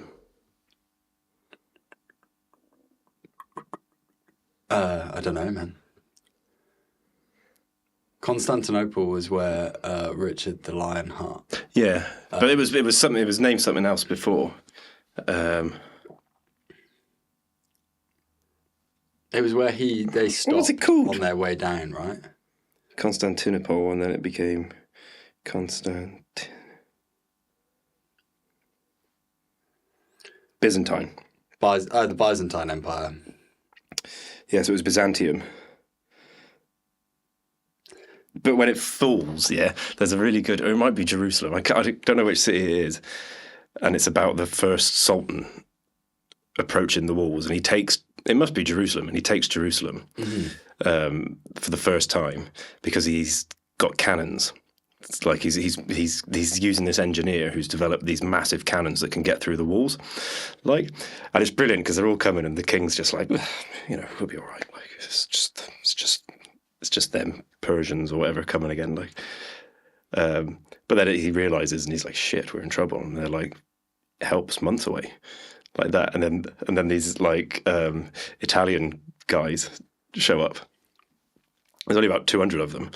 And they get off and they're like, well, luckily we've just had the best mercenaries in Europe, Christian mercenaries turn up, and they all come walking in and he's like, how much to pay? And he's like, nothing. He's like, we're not fighting this. We're just here for a drink. We're moving on. But he's like, no, come on. We need you. You're famous. And he comes to a deal or something. He's like, well, I'll take your daughter as a wife or something. And we do all this. And then he's like, then he sees the army. He's like, no, we're good. Actually, no, I don't need your daughter as a wife. But then something happens. And anyway, it's like Christian conscience is triggered. And it's just fucking brilliant because he's like, well, we'll do it. And he's like, well, you wouldn't do much anyway. And he's just like, You've never seen us, have you? And he's like, right, men. And they all come out. They've got these fucking huge armor on, and like all the Muslims like running down in their cloths, like, you know, like running down. And they just open the gates, and there's like these 200 Italians with like the crosses on everything, like shields. What? So they were Templar Knights? Huh? I don't remember if they say they were Templars, but they were definitely, they were like Crusaders. Yeah. They were like Crusader, like. It's probably before the Crusades, if this was the first time Jerusalem was going to... Because they went to take it back, didn't they? Yeah, the first time. Yeah. But they just go out and they all die. You know, like, but they're all just for glory, for God, and all that. They're coming out with these... And you see like all these little Muslims like running around, like hitting them on the heads with these... They're just like... Whoop, whoop, like heads just flying. And then like a guy would jump on their back and lift the thing up, like, and they're like... Oh! Yeah. It's like... It was the technology of the time, wasn't it? It's like when you had a... They just got this little slit, like this like tin bucket on their head with this slit. But it's a good show because it like flicks between footage and like historians talking about it. And they're like, oh, you know, this guy came from this part. And then they go into a bit of him. What and was like, it called? I can't remember. I'll find out. Okay. I'll send it to you. It's interesting. But it's just like... Could you imagine, like, the gates open and there's you and your 200 Italian buddies who are like, oh, yeah. Against 2,000. Like, the limit as well, like, you know, the technology at the time was, can you cover yourself in armour? And therefore, you're not going to get completely and utterly destroyed. But also, like, you're now a walking tank. So where other people will succumb to a single blade to the chest... You can take that. That's fine. Yeah. You can take 10. Like, fuck it. Like, hit me in the head with that. Don't care. But everything has its weak points. And it's like the technology, great. You've got a suit of armour. And if everyone else has got a suit of armour, it comes down to, like, your skill in the suit of armour versus their skill in the suit of armour. But if all of a sudden you've got dudes who just are hypermobile, hyper agile, and they can jump on your back and stab you in the neck, suit of armour's not that great. It's like the tank, isn't it? Yeah. Was it the Second World War? It's like, yeah, well, we built these great tanks, the Russians, and they're like, but then we realised as soon as you entered a town or a city or a village, one man with a rocket launcher hiding in a shed could take out that tank. Like, so what have we got to do? We've got to send the men in first. Isn't that why we created the tanks in the first place? So now we've got a tank, and then we've got 5 men attached to the tank to protect it. Yeah. What? Yeah, but the tank does loads of damage, guys. Yeah. It's like really, but it also blows up real quick. Yeah, it blows up real quick. So I'm protecting the tank. You've got to protect the tank. Yeah. The tank's not there to protect you. The tank's there to knock down walls. Yeah, knock down walls and blow up snipers' nests and machine gun positions. They did do really well at that, though. Like, you know, like you think about World War One, where they've got like machine guns and people running across the fields, and it's like no one's. And then all of a sudden, you've got a tank. It's like, oh, well now that is no longer like trench warfare is no longer as viable, and that was, you know, the good thing about tanks, I guess, when you're talking about the mass murder and killing people. Mass murder and killing people, yeah. And they found that in Ukraine again, didn't they? Numpties. What? They were sending tanks into the Russians. Were sending tanks into villages without people protection. With no people, like, and the tanks were just getting taken out, like, and then they were like, well, we're not going to use. So now there's apparently not very many tanks in Ukraine. It's just drone war now, right? Yeah, because they're like, well, we can't use tanks because it's close. It's essentially close combat, right? Yeah. What good is a tank in a village, like? Because, there's a window, there's a window, there's a doorway, there's a window, there's a doorway, there's a window. One of them. I also think about, like, you know, when you see the American Humvees with the, like, machine gun turrets on the top, and there's those dudes that are sat there, like, going down tight roads in Afghanistan. It's like Black and Hawk they're Down, just isn't it? like... It's like, literally, that is... If you were to put a flag up and say, shoot me first... That is the place to be. It's like, imagine, literally. Like, if you watch Black Hawk Down, yeah. That bit where he's, because they're obviously driving through the streets, aren't they, to try and rescue the guys, and then the guy on the gun gets taken out. Yeah, and they're all just sat there, and he's like, "Get that 50 cal back up, going." It's like, dude's like, Dave, you go up, mate. You go up. But it is amazing technology, but like. looking at what's Someone's going- got to do it, haven't they? Like, I know we're going to get back into your life in a minute. Yeah. But before we do that, I wanted to ask you, because we're on the topic. are we filming?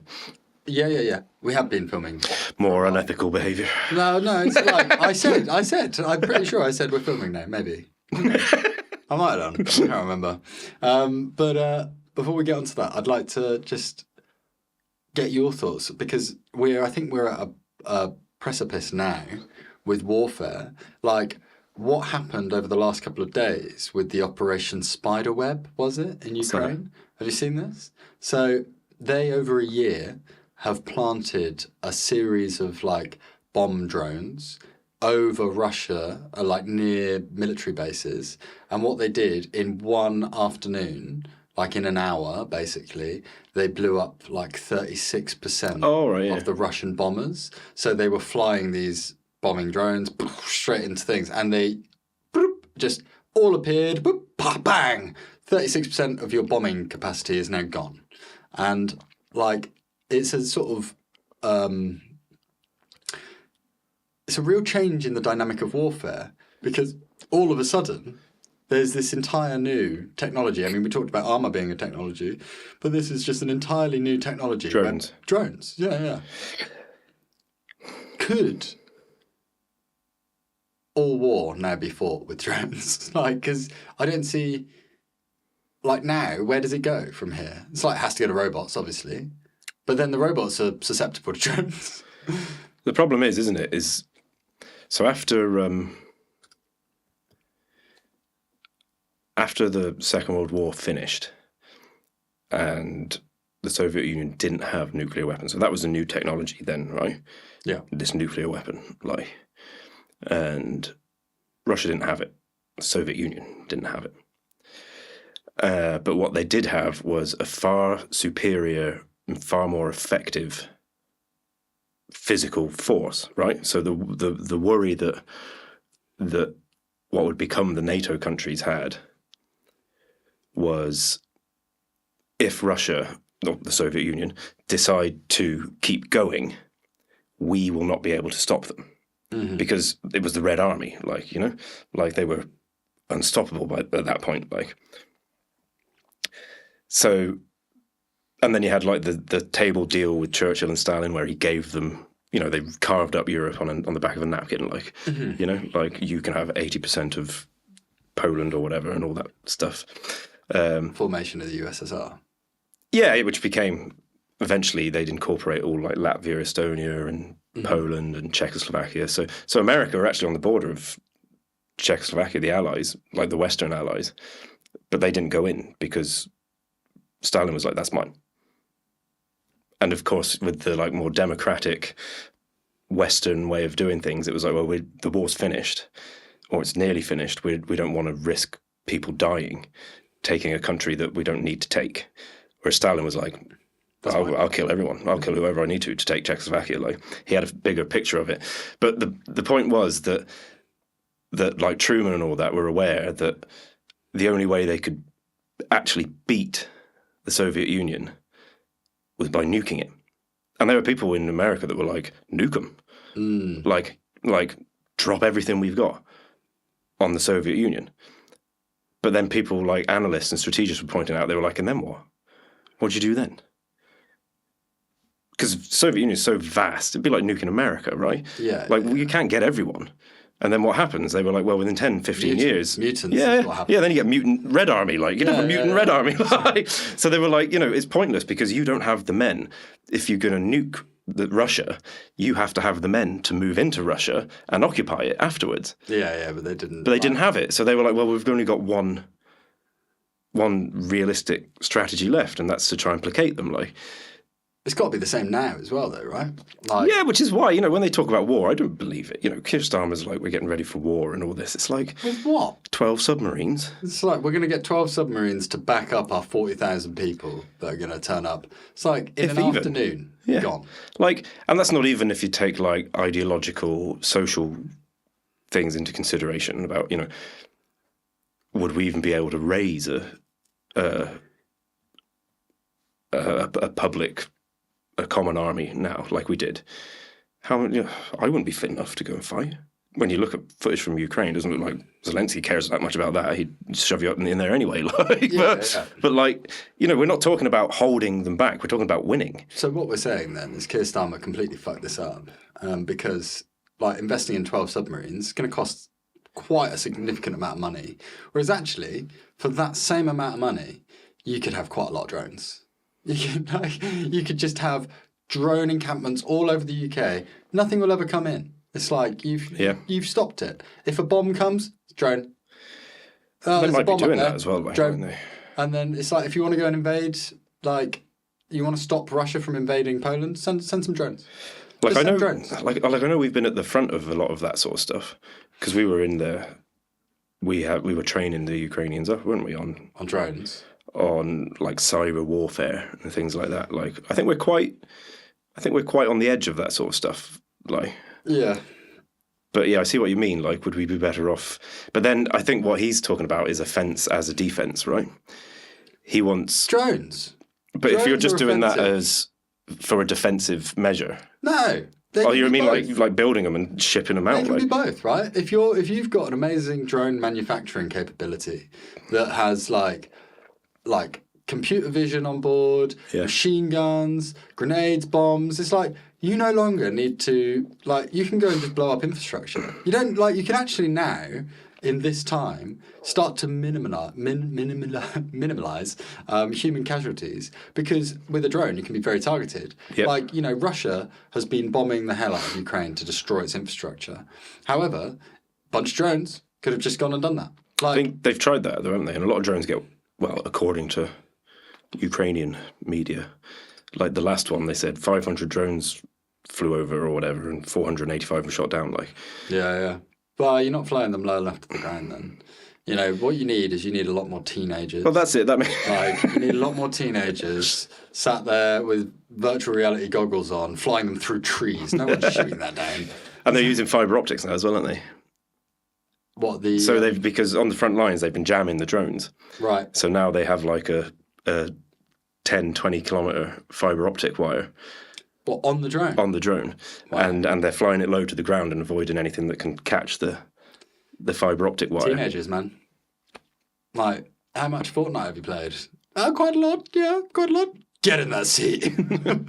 But yeah, I see what you mean, but the problem is which we experienced with the Cold War, is when you have this technology, but you don't have the manpower,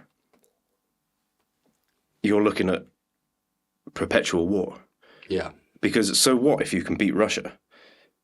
This was the thing. The Allies beat Germany, and then they occupied it. It was gone. It's like, we've won. Ha! Have that. It's not going to be the same. You can't do that with Russia. You can't do that with America. You could probably do it with Great Britain, Yeah. But you can't do it with those. But you couldn't do it with Europe.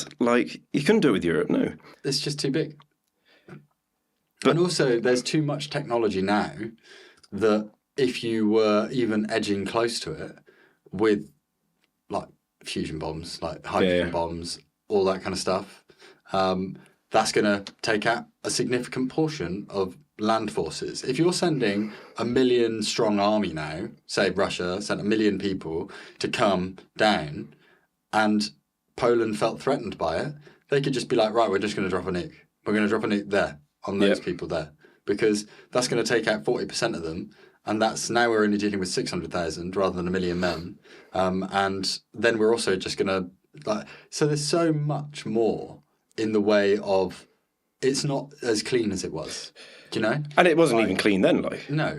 No. It's it's just so practically impossible to even think of a war like that. Why can't we all just get along? what was I'm trying to remember. I think it was about 6 million men in Barbarossa. 6 million. What's Barbarossa? Barbarossa? When Hitler invaded the Soviet Union, Right. He took 6 million men. I think the initial push. Are these the guys that you got to give winter clothing to? Well, yeah, because they weren't going to need it. And this was the point. So he delayed launching that to help the Italians in Crete, Oh no! I think. Yeah, so he was meant to go on this day, right? And then Mussolini invades Crete and starts getting his ass kicked by them. And Hitler's like, what are you doing? Like, and then Hitler turned around and said, pause that. We're going to go and help him and take Crete. So then they pushed that back. I don't know by how long, but a substantial amount of time. And when you think that they were stopped, what? They could see Moscow. So if they'd have gone when he originally planned it. There's so much stuff that he did. And then they got there, and then when they were there, he diverted his panzer divisions, I think it was his panzer divisions, to the Caucasus to try and take the oil fields. So he delayed them again there, even though I don't know if it was Rommel, but a lot of his generals were like, we can see Moscow, take Moscow, take it, because at least then when the winter comes, we're in a city, Moscow, And Hitler was like, no, we need the oil fields, and because he was superior commander, DJ Trump. Well, that's what happens when you're messing with people who love cocaine and any other sort of amphetamine. Because did you know that Hitler was big into his coke and they reckon, don't they?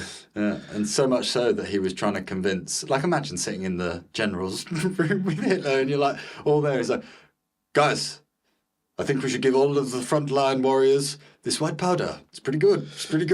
Well, he went nuts, didn't he? Yeah. I know he was. He thought he was dying, didn't he? For the whole of the war, he was convinced he was dying from something. He was. He was on his way. He was on his way to death. That's the truth of it, isn't it? It's what he had. I'd imagine the weight of everything that he had done. Because he's a monster. No one can argue with that. But at the same time, at some point in his life, he was still a baby. He was still a child. He was still growing up through his life. And the weight of everything that he did, definitely, even if he blocked it out during the day, even if when he was stood on stage shouting at people, whatever. There must have been moments, mustn't there, where he was fuck, what have I done? He'd probably has this gotten out of hand? There must have been. But maybe there wasn't, I don't know. He must have. Psychopath, maybe, I don't know. Maybe. I mean, we were definitely a psychopath. But I still wonder, was he immune to sitting there, even if he's not consciously aware of it? Was he immune to sitting there at night next to his wife and having heart palpitations and being fuck? No, he was definitely having them, wasn't he? Yeah, of course. That's probably why he thought he was. I don't know. It's fascinating. The psychology of him and everything. It's ugh. Yeah. But it was the psychology of the time as well. A lot of them that left. So there's great psychology come out of that period, Erich Fromm and even Jung stuff that he wrote about the war, Adorno, so the Frankfurt guys, and a lot of them were German, and they're either Jewish or not Nazis, so they fled and they ended up teaching in America and stuff like that. But they were really into what allowed this to happen, and even the theologians at the time, Paul Tillich and Bonhoeffer, who they shot, the Nazis, they shot him, C.S. Lewis over here, people like that were, and they were on the list, you see their names on the list that Hitler gave to the troops before they was going to attempt to invade Britain. He gave them all a book of names. If you find this man, kill him. Well, not kill him, but we need to arrest him,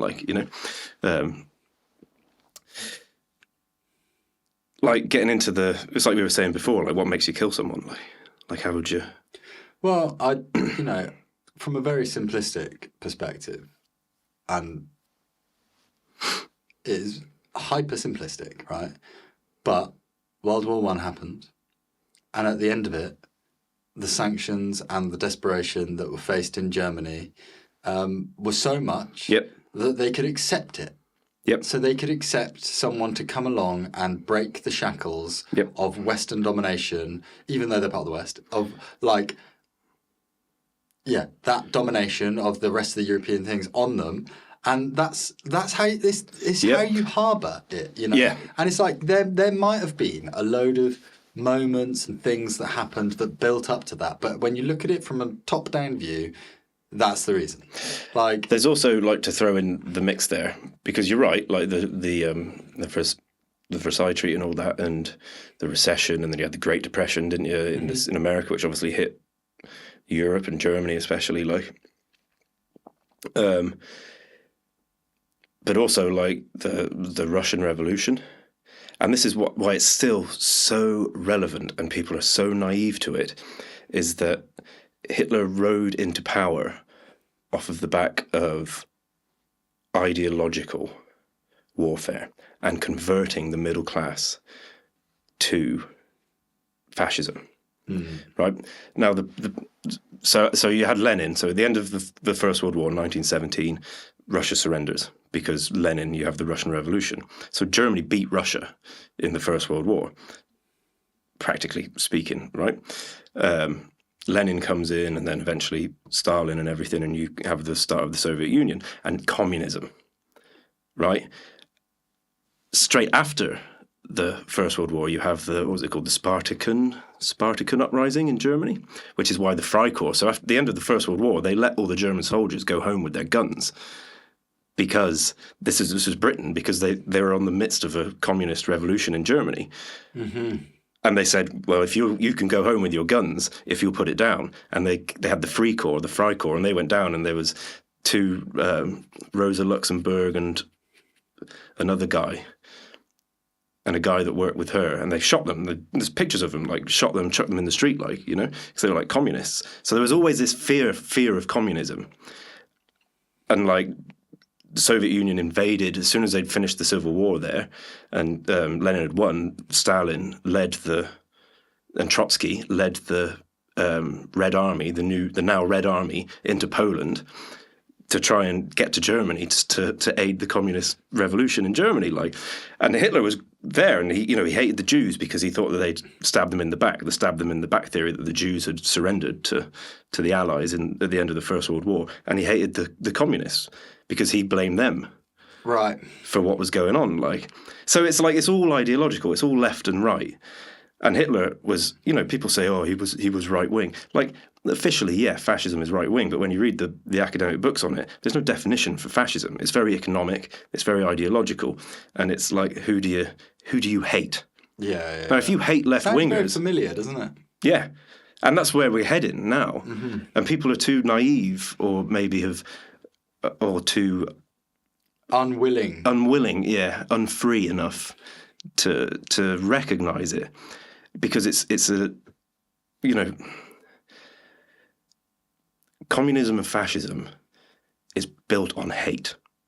Yeah. If you're extreme left or you're extreme right, you define yourself as against something else. And that's where it leads, war. Yeah. Every single time. And those who fail to learn from history are doomed to repeat it. It's like the classic. But whether everyone knows that. Yeah. They say it. But can we repeat it, though? This is which leads back to your question about, like, technology, doesn't it? Like we all hate each other. We hate the Ukrainians, hate the Russians hate the Ukrainians. The British hate the British people hate other British people. The blacks hate the whites. The gays hate the straights. The queers hate the non-queers. Like, everybody, we hate each other. Like I hate you. Like, well, it's just a culture of it's a culture of hate, isn't it? Like, yeah, it's sin. But like, how do you can't beat it within the system. And this is what, like, people were starting to figure out, especially the theologians, as they're looking at Marx, and they're looking at, like, Engels, and then, like, later on people like the Amps. and the biggest fundamental problem with, like, the extreme left is that it's based in the very system, and its foundation is in the very system that it denies. Well, yeah, I mean, any extreme is an invitation to basically be pissed off with the other.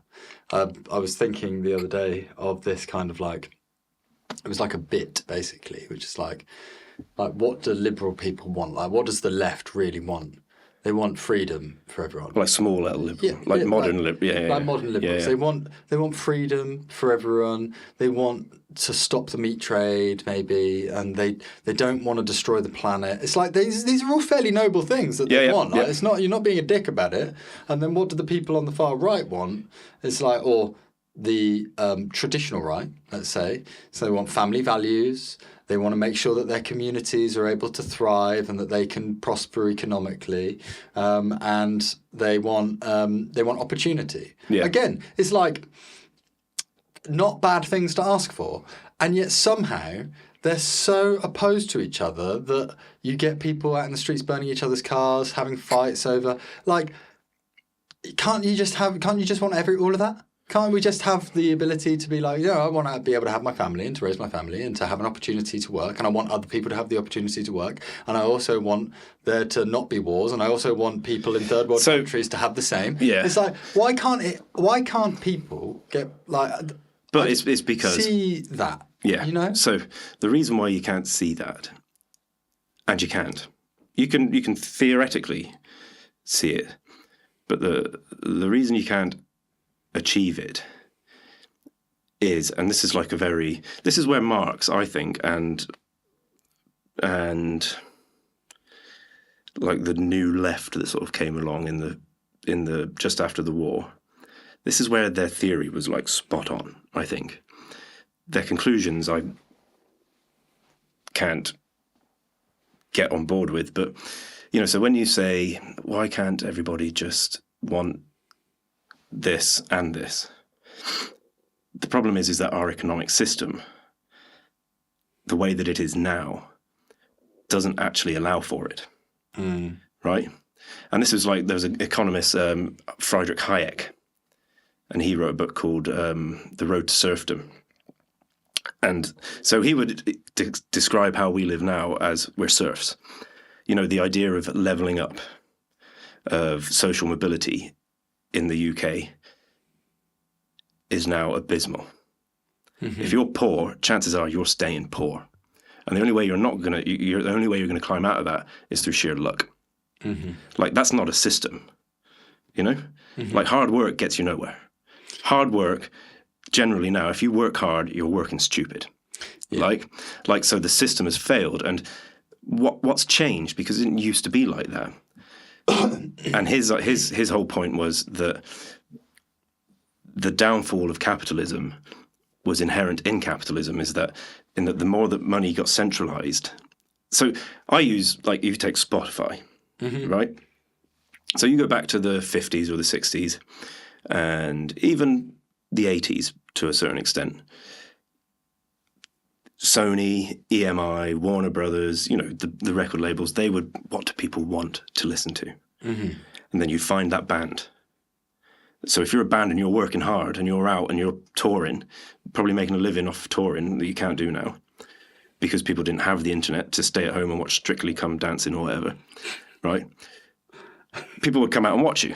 Just got an insight into what you're doing at home. Carry on. Like, do you remember when we read about Lars Ulrich? And he's like, our first gig we did, hardly anyone showed up. There was only like 250 people there. It's like... Yeah, but to be fair, Hello Ground's first gig, there was about 250, 300 people there. But it's like, how do you... But now, because capitalism and something that is supposed to be inherent to capitalism is risk. Mm. You might have money and you can take a risk to make more, but chances are you might fail. Mm. Whereas now, people with money don't accept that. They are not prepared to fail. So what they do is they centralize everything. So now you take Spotify and they go, well, we've got a record label. And what we're going to do is we're going to invest in this band and then we're going to tell people that they have to listen to it under the illusion of choice. But also it's, yeah and no. Like, I kind of agree with you and I kind of don't, because I think now more than any time ever in the history of mankind, musicians and like videographers, creatives basically, have got more opportunity now than they ever had in the 60s and they ever had in the 70s and they ever had in the 80s. And I know that you're probably going, I don't understand how that works, that doesn't make any sense. But the reality is, in the 60s, 70s, 80s, 90s, if you weren't signed to a record label, if you didn't get access to the recording studio, if you didn't get access to the marketing and the radio and all of that kind of stuff, it was very difficult for anyone to hear about you and hear about your music. Yep. Whereas now, with the rise of the internet, it's diluted away stuff like Mark Knopfler. And it's diluted away. Like, you wouldn't really get a Michael Jackson now. But what you could get is someone with Michael Jackson's talent, and hopefully less of a predisposition towards children. But yeah, you get someone with Michael Jackson's talent who would then be working towards, and it would evolve differently, and they might make $100,000 a year instead of £10 million or whatever it is.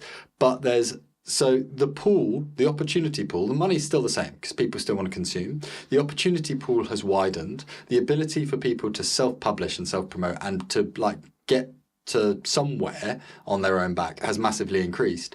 But the aspect of record labels has kind of diminished quite significantly, and which is why they're trying to hold on in stuff like Spotify. They're trying to hold on to some tethers of power, which is if you spend £9 a month on Spotify, Sony, want a piece of that £9 a month, even if they don't listen to any of my artists because of the historical centralisation of. But that's going to fall apart eventually. Well, it will, and I get what you're saying, but I would argue against that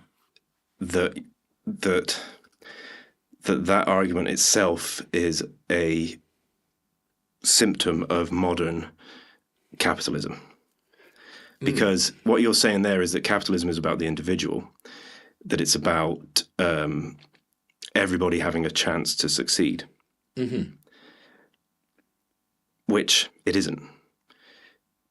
Capitalism, when you go back to Adam Smith and all that, and this is what Hayek was getting towards, was about moving forward. Free market, it's competition. It's about competition, but you know, free markets. You can have a free market communist state, like Lenin played around with it, So having an open market isn't intrinsically connected to. Well, China does it, right? Yeah, exactly, right. So. The point being that now we have everyone who can make music, but no Mark Knopfler. So what's happened is the centralisation of money and the idea that we're not going to take risks anymore has created this society of mediocrity, because no one takes a punt anymore. I still think you've got talented people, but where's the value in it? You're a talented dude. I'm a talented dude. You are, yeah. What do we do? But work in a bar. Yeah, but we also don't. I was having this conversation with a friend of mine, Antonio. It's how much we do, but we're also we haven't finished our album yet. There's a lot of work to still be done on that, and I think if you look at, there's an artist that I referenced when I spoke to him about this, because he was saying very similar thing. It was I just feel like the music industry's fucked, it's broken. And I was like, yeah, but how often do you finish songs?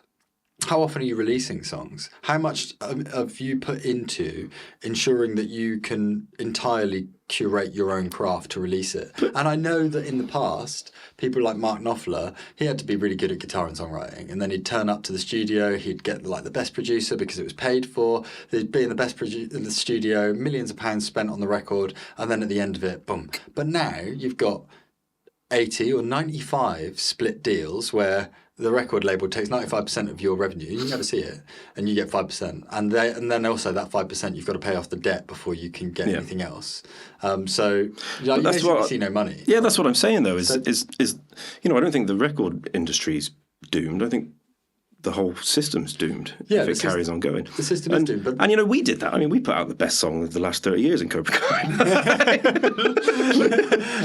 I walked alone through savage lands, afraid. But I think the point is that we live in a society now where you're told that everyone can be a winner, but no one ever is. Some people are. There's a guy this is the guy that I was talking about that I wanted to reference. He's a guy called Ren. Right, yeah. And I've showed you a couple of his I know tracks, Ren, right? Well, not personally, but but he has done everything off his own back, and I think the thing that he's got that a lot of people don't is the dedication to push through even when it's not working, even when you're not earning any money, even it's just keep going, keep making, and eventually he made something that someone went, this is amazing, and then a million people said this is amazing, and then everything that he made from that point onwards, a million people were going, is it as amazing as that? But do you know that that's what happened? Well, in interviews, he's self-published, so he's done, and it was that High Ren song, I believe. Yeah, but the and he's very good. Like, but the point is that culture. I think the point I'm trying to make is that you go back to whenever, and capitalism was superseded by culture. It was at the service of culture, whereas now that's switched. Right? So it was about having things worth valuing. Whereas now we value anything if we're told to, generally. Well, and as you said, in order to make someone some money. So you work, you work 50 hours a week on £14 an hour or whatever, and then you give your money away, left, right and centre for let's be honest, things that aren't as good as they used to be. Dopamine hits. As you said, like Action Man does not feel like it used to, no. And that's what's going on with music. Like, and it's what's going on with everything. It's going on with Hollywood. It's going on with this. It's like they don't look at, let's make a product that is worthy of doing well. Let's make a product that we will make do well. Let's regurgitate a bunch of narratives and and that's what Hayek was saying. Is that's what happened when you have a centralized. He was thinking more politically and economically, but I think if he was alive and he'd look at what's going on in like Hollywood and stuff like that now, and he'd say, and loads, Camus wrote a little piece on it, and the Frankfurt guys, they did a lot into aesthetics and entertainment, like, and how entertainment was used to oppress the masses. Like art is art, entertainment is shit, is what they would say. Like, if you work 45 hours a week down a coal pit and then you get off because you go and have 4 pints and go and watch Cardiff City play on a Saturday, you're being used, brother. Like 100%. Like 100%. And that's the same thing with, we can't even pick our own music now. People don't even listen to albums. People aren't interested in artists. And that's which ties back into the ideological thing. Because how do you change a system, or how do you escape a system when the system, Marxists would call it superstructure, like underneath, it's rotten. But I think this is where it will slowly unpick, I'm going to read you something that I saw. It's a post by Jason Silver. And I just wanted to get your thoughts on it, because actually what we're talking about is really relevant to it. So in his masterful lecture, The High Imagination, David Lenson argues that intoxication and imagination have always shared a secret lineage. From romantic poets to 1960s rock stars, the Coleridge laudanum-laced metaphysics to Hendrix's acid-drenched solos, the so-called war on drugs, he suggests, is in fact a war on imagination, targeting not only substances but the visionary impulses that dare to dissolve consensus reality and recreate it anew. He begins with a provocative scene, a Harvard-linked scientist chemically analysing a lock of Keats' hair for opium traces, a modern narc-sniffing out romantic transgression. This act, Lenson claims, is symbolic. The poet becomes suspect, not just for drug use, but for embodying a model of ecstatic youth and rebellious perception that threatens sober society.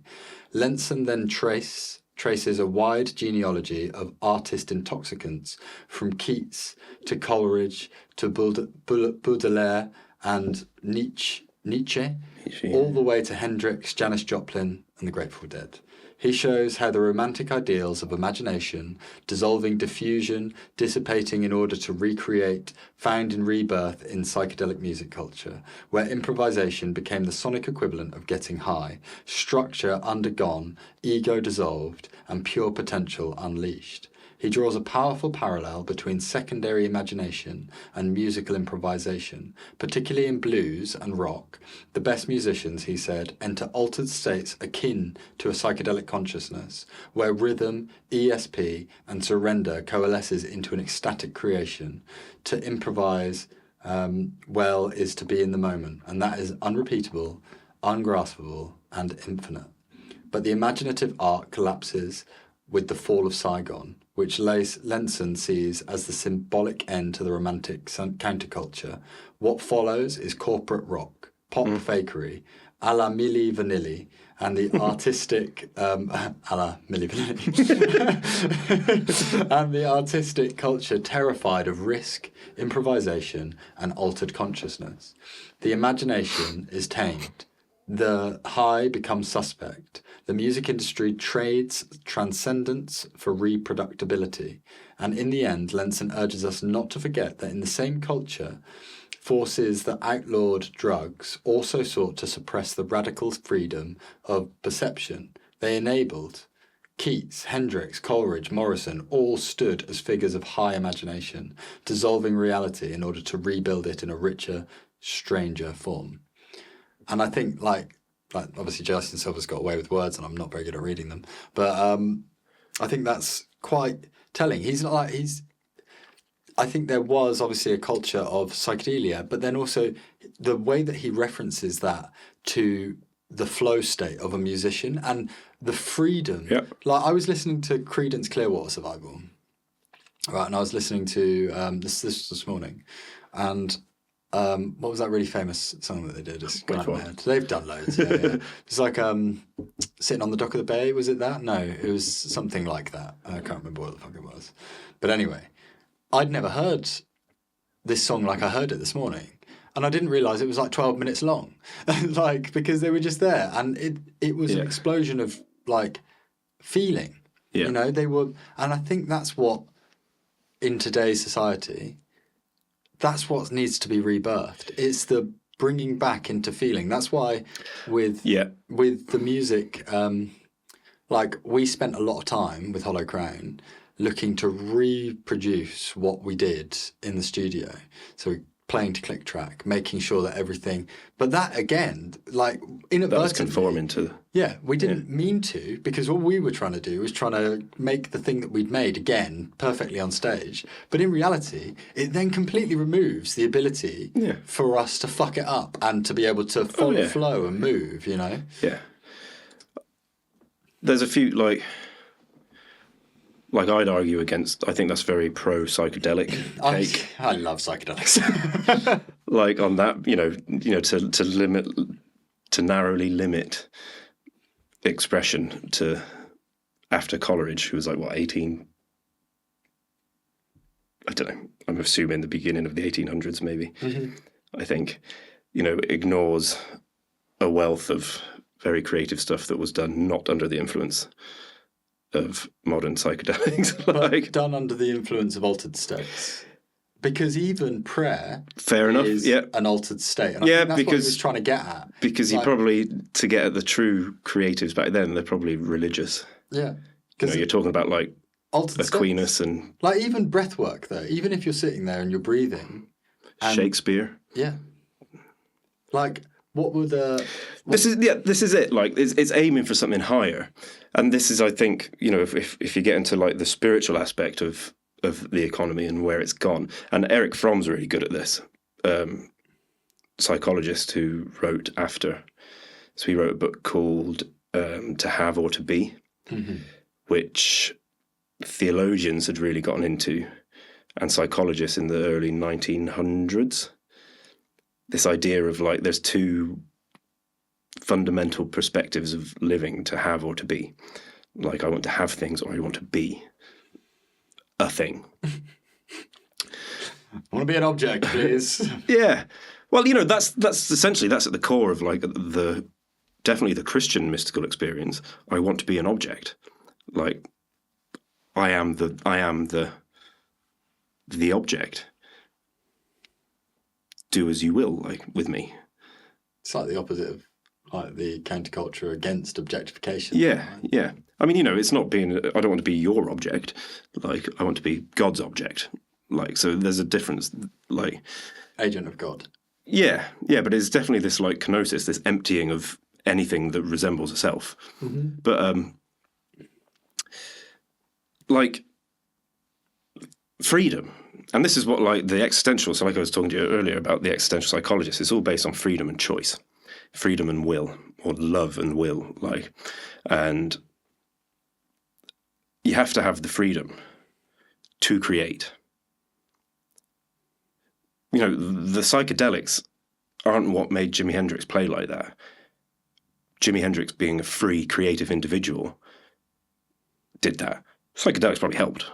You know, but they're just an aid. Yeah. Like, you know, I don't think if Jimmy was going on stage and he couldn't get a hit of acid, he probably wouldn't have been like, well, I'm not going on then tonight. You know? No. Do you know what I mean? Like, I don't think it was because it was a central part, but it was, and I think what Jason was trying to get to, or Lenson, I think the guy's name was, or Lesson, I can't remember. I just read it, but I forgot.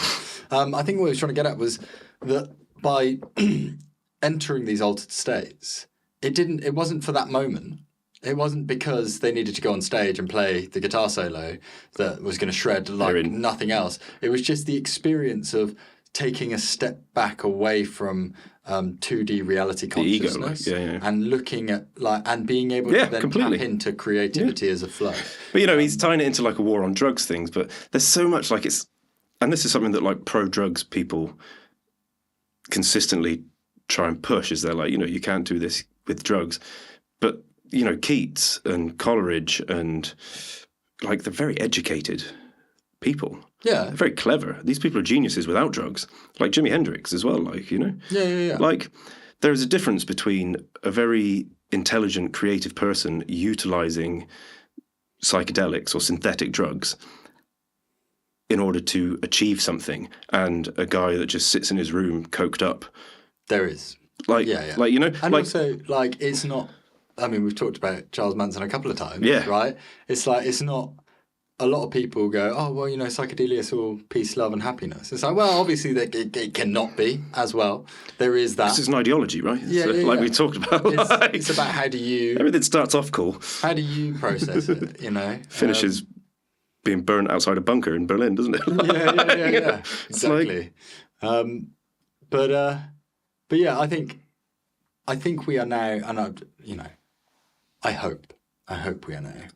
I hope we are now at the point where the sort of structures that aren't working, the archaic structures that are wobbling at the seams, are going to begin to dissolve away, because like it's beginning, you can't, isn't it? Yeah, like Sony cannot keep being the global dominant power of music as more people turn to self-promoting or self-publishing. Like, I mean, I read this the other day, but I'm going to bring it up. Like, Taylor Swift just bought back her masters, right? So all of a sudden, it's like the reliance on her next album to do anything, well, now anyway, to do anything with a record label. Once her contract's up, she doesn't need it anymore. She didn't probably, like, and would she need it now? If Taylor Swift was coming out now? Oh, she does. So she's not under contract. So Big Machine owned her first licenses album. Yeah. So she's not with them. So she had a big falling out with them, and then she tried to buy them before, and he said no.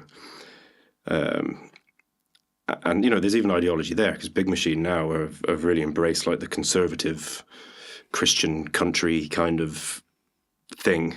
Yeah. But they were in and out of court and stuff because he wouldn't hand them back over. Obviously, you've got Taylor Swift's first 6 albums under license, like. It's like that. That's bank. That's bank every year. Yeah, and they're like, you know, she's like, you're being a horrible person, and he's like. But it's so yeah, difficult, isn't it? Well, that's why she re-recorded and re-released all of her first albums, like. And yet people still were listening to the original. And now she's bought the originals, so what's she going to do? Like re-release them again as well, like 2 versions, like.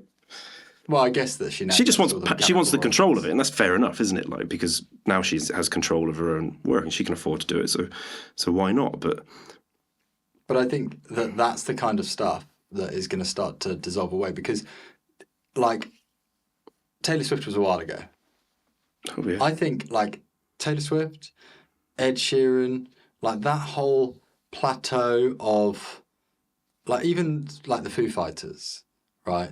That whole Queens of the Stone Age, that whole plateau of musicians was kind of the last of that ilk. Like, yeah. I don't think that there is anything that you listen to now on the radio that is going to become what that is, because I think that the choice is too broad, like not too broad, it's like perfectly broad. And now, like, instead of creating megastars, you're going to create localized stars. And some people might get like global, but they're not going to require the level of global stardom that someone like Taylor Swift. Yeah. I just don't. I don't think like, you're going to get anything. Unless Westlife come back. Like I don't think you're going to get anything. And it's not just music. It's everything. This is why young people are so done. Like, they're just done. Because where's the hope? There's no hope in this system. What jobs are they going to have? I mean, AI is going to be doing all their jobs for them anyway. That's what I mean. Like there's just no hope in the system. You can't, like, you go to university and, like, you're being lectured at by people who maybe themselves don't even know what they're talking about. I've experienced that. Like I've sat in lectures for my masters, and they can't even pronounce the words they're saying. Epistemological, ontological. It's like, mate, you've got a PhD in psychology and you can't say ontological. Like what? Like, you're reading from ontological. like you're reading from a script and you've no idea what you're talking about. But you know who does have an idea about who they're talking about? Do you know? No. ChatGPT. Well, yeah, they could probably say it as well. Definitely could say it, 100%. So I think it's. There's a German philosopher called Hegel. Have you heard of him? I've heard of the name, yeah. Hegel, very famous. I've not read him, but he was Prussian, and Napoleon was coming through his town after taking over Germany, and he said he looked out his window and he saw Napoleon walking past, and he was just like mesmerized. And, you know, I can't quite remember. I'm paraphrasing, but he said something like, you know, what I saw there was destiny. I saw a free man who wasn't afraid of being free. Like, you know, like he knew what he wanted and he was going to get it.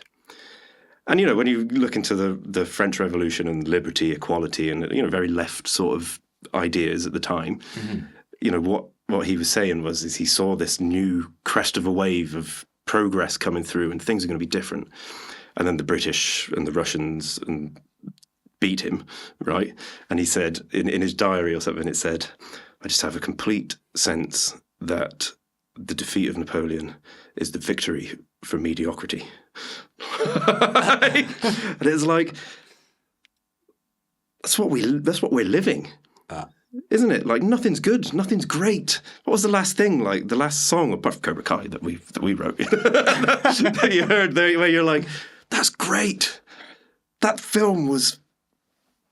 I don't know. Brilliant. I still feel like there's bits. There's still bits, but it's so few and far between, isn't it? Like there is. You know, when you go back to the 60s and it's like Jimi Hendrix, it's Eric Clapton, it's like the Grateful Dead, Jefferson Airplane, like Creedence Clearwater. It's like, look at this stuff, and then you've got like Ken Kesey writing these books, and you've got the psychologists, like, well, you've still got Carl Jung walking the planet, like, talking about this stuff, like, and it's like you've got these great films coming out, like Alfred Hitchcock and all this, and it's like, and of course the left will go, well, that's just all old white men, isn't it? Like, and it's like, well, yes, it is, but they were good, they were great, but the thing is they were good, and it was great. everywhere, and we still talk about it now. Yeah, like, that's why we still listen to it. Like, I was playing. My son, like, I've gotten into playing him 60s and 70s and 80s music while he plays Lego, just so that he's got like a good basis of like good music. Yeah. Because like I tried to play him some noughties music, and as I was listening to it, I was like,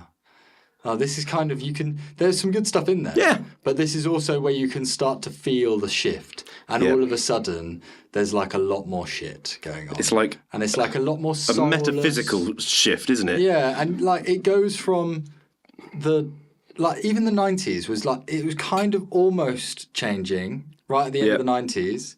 And then through the noughties, it really ramps up, and then all of a sudden it's just heading towards hell. Metaphorical hell.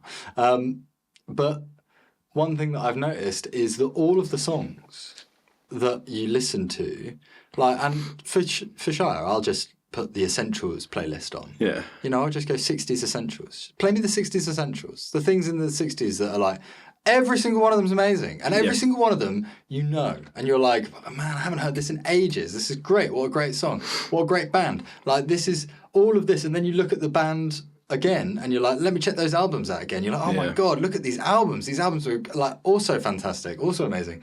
And yeah, you're right. You don't have that now. You don't have that.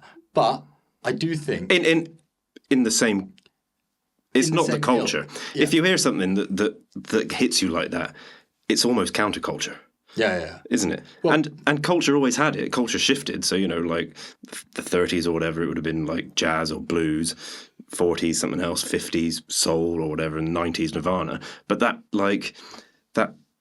that existential sincerity was always there. Yeah. Like, these people would have died for their art. Like, Yeah. Whereas now, when you hear Ed Sheeran, I don't hear a dude that would die for his art. I don't hear a dude that, like... I can't listen to it. Like, I don't, like... I saw him at Glastonbury when he played, and I thought it was amazing. Like, you know, he's standing there on his own with a loop pedal and acoustic guitar, playing to 200,000 people or whatever the fuck he was doing. It's like, it's bold. Yeah. You know, it's a lot. Like, but I just don't connect with his music. No. I like... Well, there's nothing to connect to. Well, everyone's got an old phone. It's his new song, isn't it? Oh, is it? So, like, honestly... I think I've listened to about 20 seconds of it. And I was like, I wish him well. I hope that everything is... And you know what? He's a talented guy. He's really talented. He plays amazing guitar, writes songs that loads of people seem to connect with. It doesn't do anything. And that's okay. That's fine. But I do think that there are people out there doing cool things. Like Ren, as I said. Of course there are. One of them. I think actually in religious music and spiritual music... there's great stuff going on. There's a lot of really great stuff going on. Like, there's a lot of, like, really brave sounding records. Like, stuff that is really passionate, stuff that's really real. Yeah. I don't think so much in rock and metal at the moment. I haven't, apart from a couple of songs by that band Sleep Token, that I've liked. Yeah. But it's not, like, I didn't listen to their album and go, man, this is the next thing. I listened to the album and went, I liked that song. And that song maybe.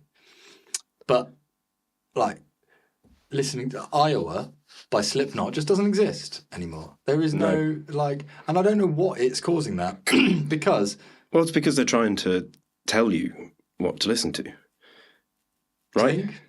Yeah, that's the centralisation of it all. Like, you know, Slipknot got big because Slipknot were popular.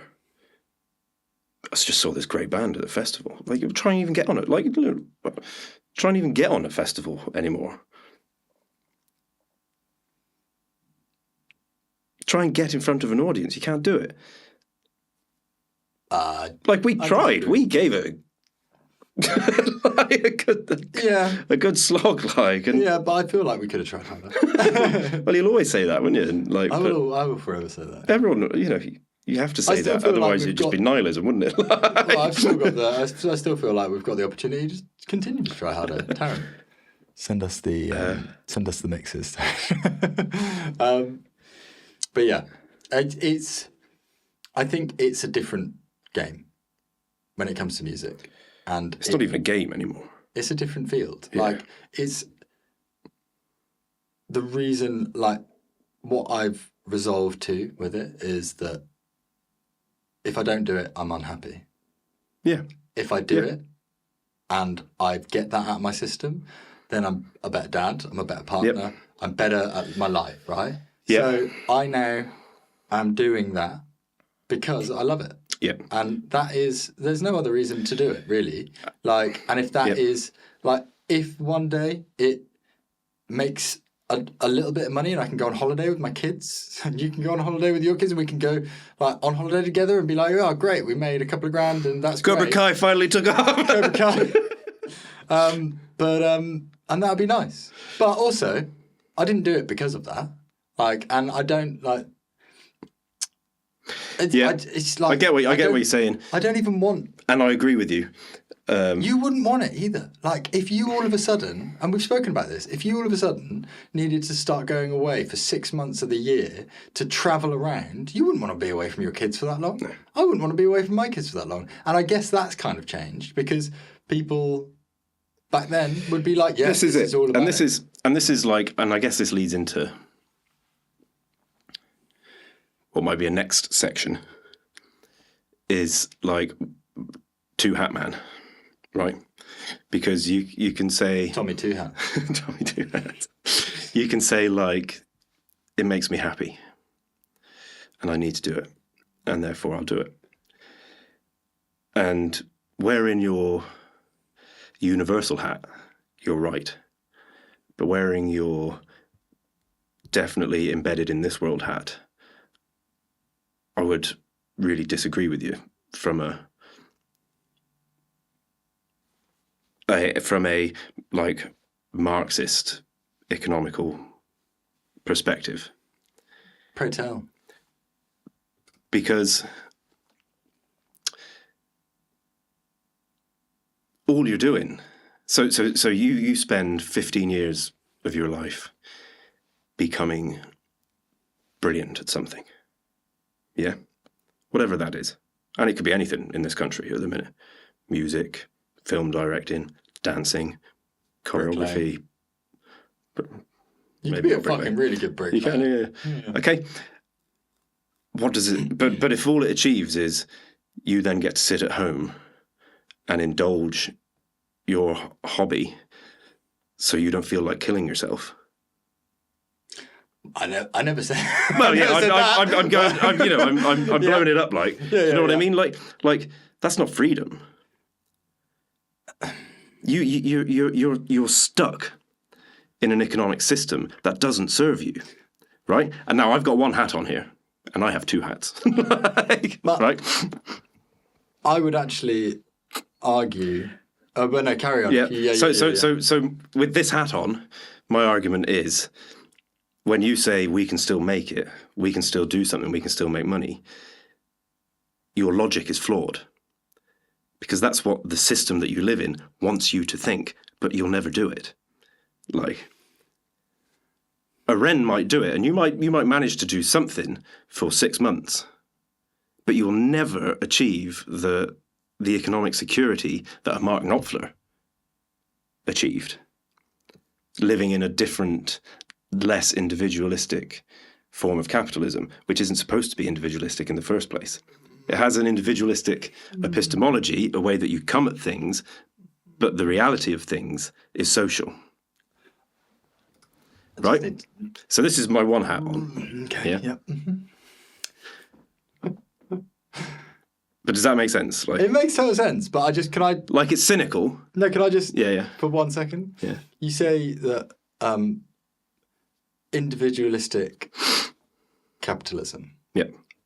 Can you define what that means for me? So like a mode of consumerism based on the self, rather than... But was Mark Knopfler, you say that he existed outside before the individual... modern consumerism, yeah. Modern individualistic capitalism. But yeah, this is my just brief argument to that. That I think that, yes, you might not get the economic stability of Mark Knopfler, but I'd say that actually is potentially more individualistic capitalism, because more of the wealth of the global pile of musicians was going to Mark Knopfler. So Mark Knopfler's economic stability was due to the fact that there weren't very many choices provided by the record labels, because Mark Knopfler was already making quite a lot of money. Why make someone else like a Mark Knopfler? Whereas now we have the ability for there to be 20 Mark Knopflers, but not all of them are going to have maybe 2,000, 200,000, but they're not going to have the same economic windrush as Mark Knopfler, because there isn't a system in place that's going, we're just supporting Mark in this. We're not supporting this guy over here who might play as well and might write as many good songs. I mean, the perfect example of that is My mic's running away from me. Is that fucking metal band that did the documentary, the film documentary, that never made it, right? Yeah. Like Anvil. Yeah. They made just as good music as Metallica, just as good music, like arguably, like obviously depends on subjectivity, obviously. Yep. But they never made it because they never got the backing of the label, and it never happened for them. Whereas now, there is opportunity, and it might not be the economic stability of Mark Knopfler, which maybe arguably affords more creative exploration. Yep. And therefore you can get the likes of Jimi Hendrix and Mark Knopfler to really kind of flesh out into a genre. And it might not, so it might be just, it's a slower drag. And But, okay, so my biggest argument against that is they didn't just plummet into one Mark Knopfler. We're using him as a pedestal, right? Yeah. But say if it was 10 Mark Knopflers. Okay, but what do you see that's been happening as a result of the modern sort of consumerist and access to music production? What's been happening to music venues?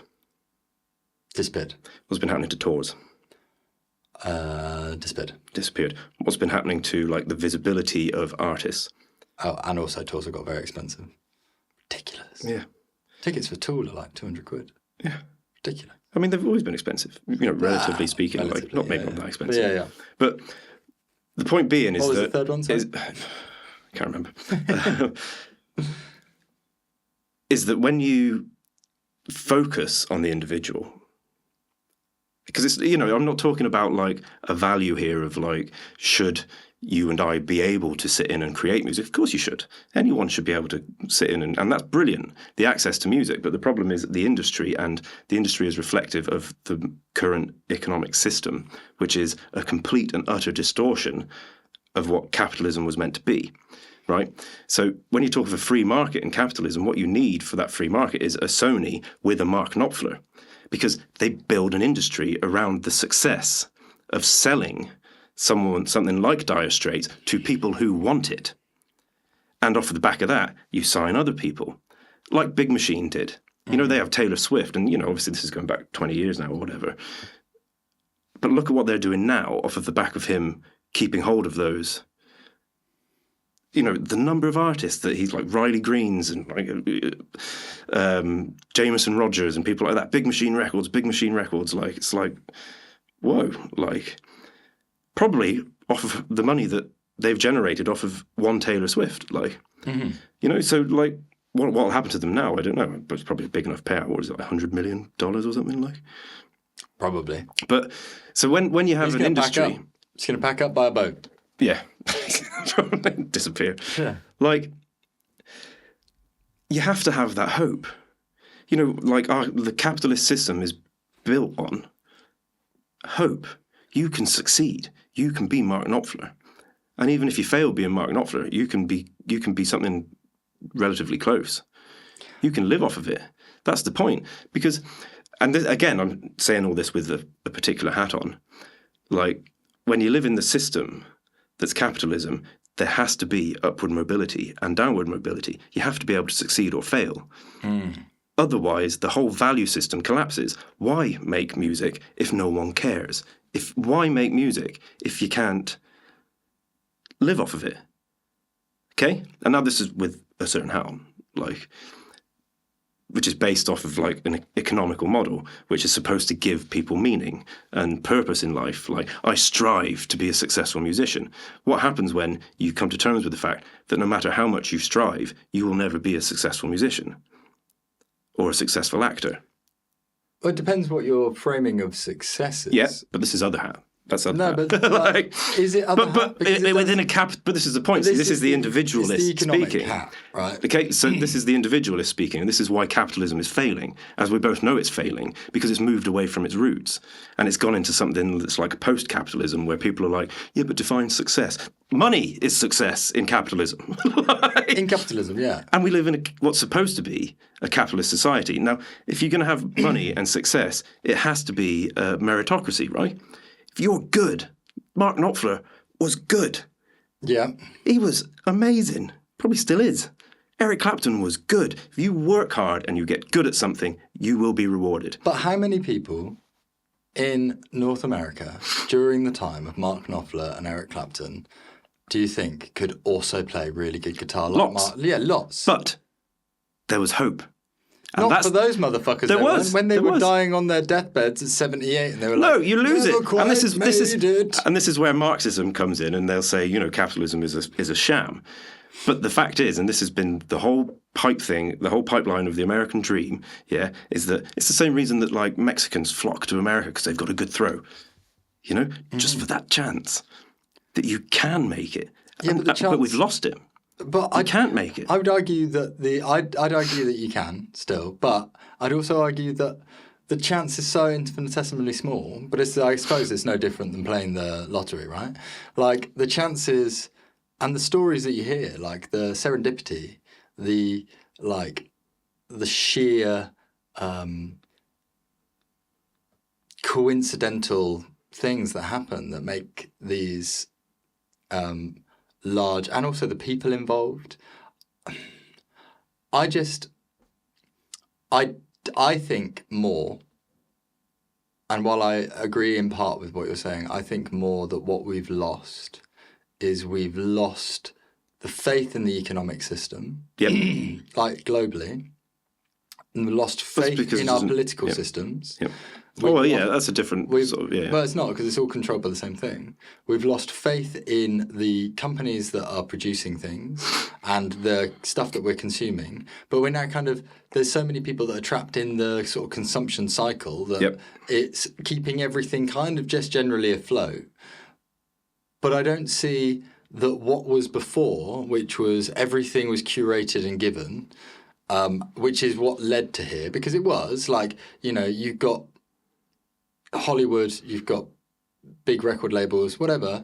It's like that was a curation of what was being able to be produced. And I think now will be, and over this period of time, and it's like with AI coming and all of that kind of stuff, I think there's going to be a rise of creative expression, because there's not going to be anything else to fucking do. I think I agree with you, and that would be like you're right. There's like what do you call it? A questioning. A great questioning. A questioning of the economic system. Yeah, a questioning. Well, it was. What did I say? I said no faith. So no faith. Like Okay, so like no faith in the economic system, no faith in our political systems, and it's not a coincidence that these two things are collapsing together, because to have true capitalism based off of the magic hand that of free markets and everything, you need democracy. You have to have some form of democracy. So now we've got the capitalist, like a true capitalist, and I'd be very critical of that capitalist system as well with my Marxist hat on. I'm not saying that that's an ideal to work towards to get back to real capitalism. I wouldn't say that at all. But the one thing and the reason why the West prevailed in the Cold War, for example, was the hope. You can give Stanley Kubrick to pretend they landed on the moon, wasn't it? Isn't that how they want it? The hope that it gives. That's what people want. People will go through, and there's a psychology of it as well. People will go through years of suffering on the hope that it might be better one day. Yeah, but I think that's also where maybe Netflix is the cause to this, because I think it's a symptom of it. Because all of a sudden we've got access. Do you remember Netflix weren't they the guys that emailed the DVDs out to you? Yeah, back in the day. What were they called then? First, I think it was still Netflix. And they scratch the shit. Yeah. You're I can't even watch this. But it's obvious transition. But what they've done, obviously, is they've funded a load of third-party creatives, external, that would never be published by the mainstream channels, right? And they funded a load of people to do documentaries. Yeah. And those documentaries bring into question all of the legitimacy of the government efficacies of Yep. political, financial. There's a whole lot more. There's a whole raft of content, a whole load of investigative journalism, a whole load of perceptions and subjective points of view around this thing that we were told was hope. Yeah. Right? This was our hope. But then you go, we can't have that back. Because actually what you learn as you look at it is that it never existed, actually. Never existed. Hope never existed. But what's gone is not... I don't think anything's changed in terms of that. Yeah, maybe inflation's gone up, but actually the mechanisms that were used to enslave and control humanity in the West and the East and everywhere and everywhere in capitalism, those have just been revealed, and everyone's kind of going, well, I can And this ties into what you're talking about with, like I agree with you, like, you know, like I'm not saying we need to get back to good old capitalism and good old religion. We need to get back to being told what I have to eat and where I have to go now. Like all I'm saying is that for a creative person, that capitalist, like older capitalist environment was far more invigorating. Because you weren't, you know, you could still fail. You could still fail, but you still have a house over your head. You could still have a house over your head, and you could be a Jimi Hendrix, you know. You could be like in that, like what you're reading. Then you could be that creative person that on psychedelics that in your mirror, lives, like you know, that lives in the what? Who was I reading? A psychologist. I can't remember his name. But he said you have the real world, well, not the real world, the outer world, the inner world, and then he had a word for it, which they translated poorly. They said they translated poorly into illusion, like the thing in between, like, and that's where Hendrix was. When that's illusion. Where you know that's where a good improviser goes. When they start playing, that's what you hear in the blues. That's why the blues is so, and hip hop. You know, when you listen to rap music, that's where they're gone. It's the same as blues. Like, they can say the same words and the same phrases and all that, but there's something very personal. There's something beyond the self coming out in it, because they're in the illusionary zone, like beyond, between heaven and earth. Like, you know, yeah. It's like you could still do that in 1970. You can still do that now. But you won't get anywhere. You do it on a Friday night in front of like 10 people that don't give a shit after working 50 hours a week in Tesco Express. Like, if that's not oppression, what is? Yeah, but economic... Like, yeah, you can express yourself, but do it in your own time. But hold on. On your own terms. Like, we don't want anything to do with it, thanks. What kind of state's that? Is it not true? What kind of economic system is that pushes, like, that says, of course you're free, Tom, you do what you want, you be artistic. I'm just not interested, bud. But where does the best rises in creativity and culture come from? What is the common thread that you would see across history of shifts in creative expression and shifts in new genre, shifts in dynamism? And I would say that it's suffering. Yeah. I would say that it's cultural. I would say, and at the moment it's a much bigger spectrum because it's much broader. Like, a lot of people are fucking feeling it. But I would say that this is the perfect birthing ground. Oh, yeah. Oh, yeah, I'm with you there. To not give up. Because, I'm not talking about giving up. 2 hats. I haven't even told you my other hat yet. One hat. You know, this hat. One hat's definitely going, fucking probably should give up. Yeah, I'm giving up. This is my giving up hat. When are you giving up? Oh, fucking everything. Yeah. And I would say that this is actually probably the reason why it should definitely not be given up. And if anything, it should be doubled down on, because it's, and like economic stability, whatever, it's about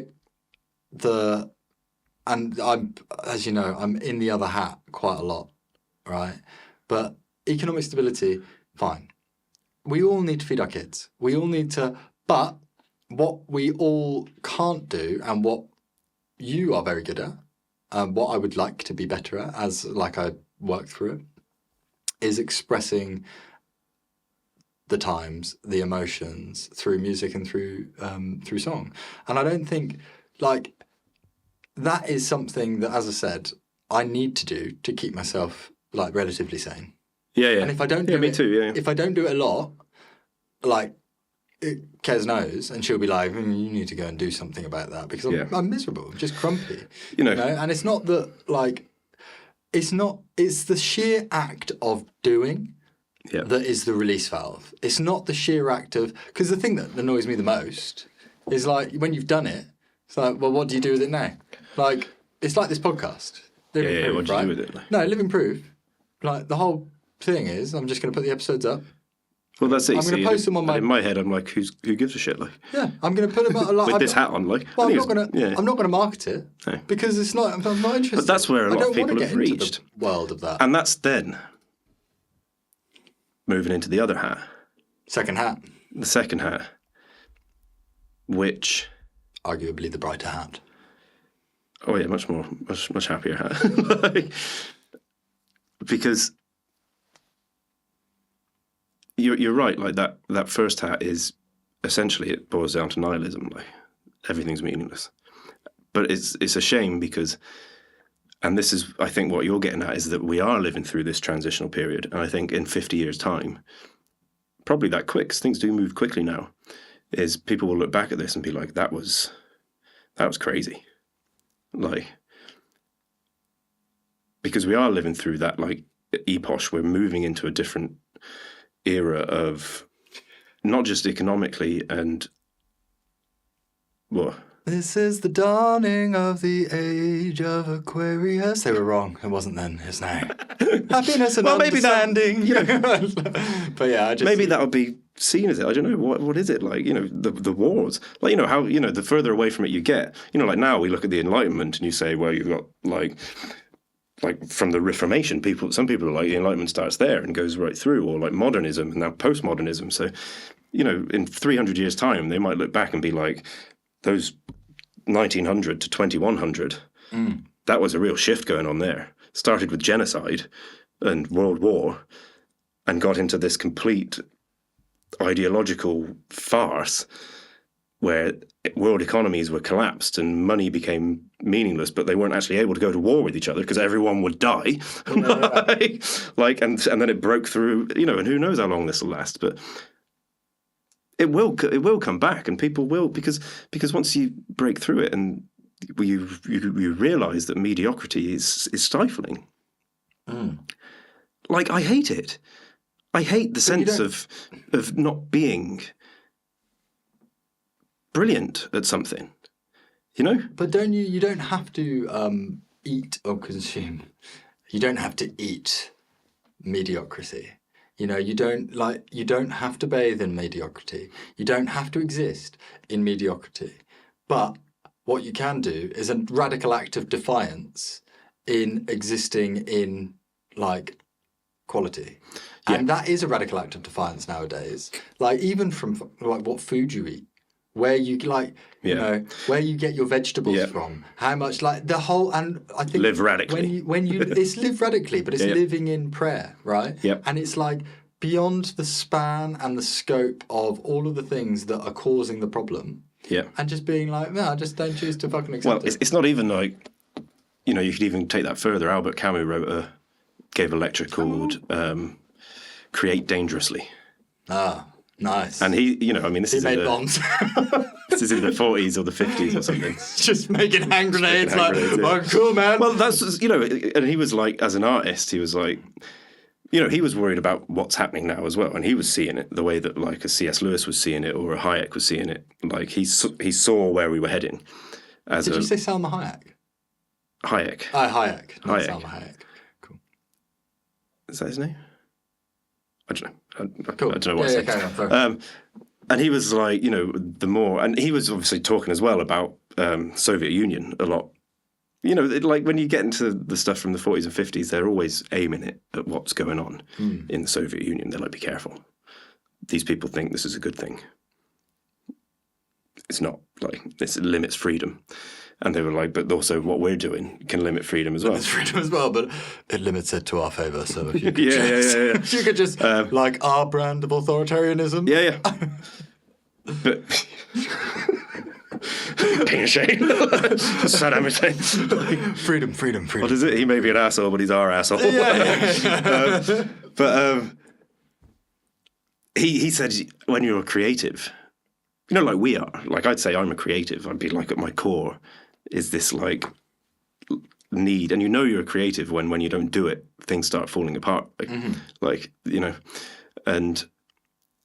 you have a responsibility to create just because no one's paying attention. Yeah.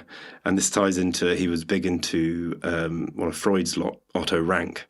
And he described the artist as this creator of consciousness. Like you see, and the mass of people see the world through the eyes of their artists, right? You see like when Picasso made that Guernica painting of the massacre during the Spanish Civil War, and there's like women, like children bleeding and everything, and it was all abstract because it was about the dehumanization of everything. Like it was like mind shattering for people. They wanted to ban it. Like it's like this is going against everything that a human is like. But it shifted the mentality of how people saw things. Like, and that's what art does. Yeah. Like, and that's why, like, so Rank says that, artists you have like neurotics and psychotics not like from the modern term psychos, like, but people who are like very nervous. Like I'm very neurotic. I'm a very neurotic person, like. And artists like shift between the two and create. But they have to be because they're seeing the world in ways that like most people can't or wouldn't want to.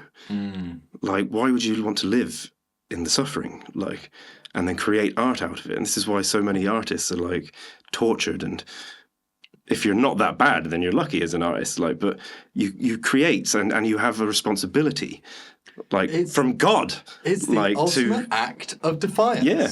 It is standing in the face of the prescribed tyranny that is given to you by other motherfuckers who you never asked to give you that motherfucking shit, and it's standing there and being like, fuck you! Like, it is. I'm creating. I am a person. I am. And creation is the biggest, in my opinion, it's the biggest reflection of divine will because everything is created. We are born and we will forever be creators. That is genuinely like the gift that we've been given by God. And that is the reflection of God. Anyway. Dog can't write a symphony, can it? I don't know. Well, Anubis is pretty clever, man. Until we get them AI dogs. Even then, those AI dogs will probably still be like... So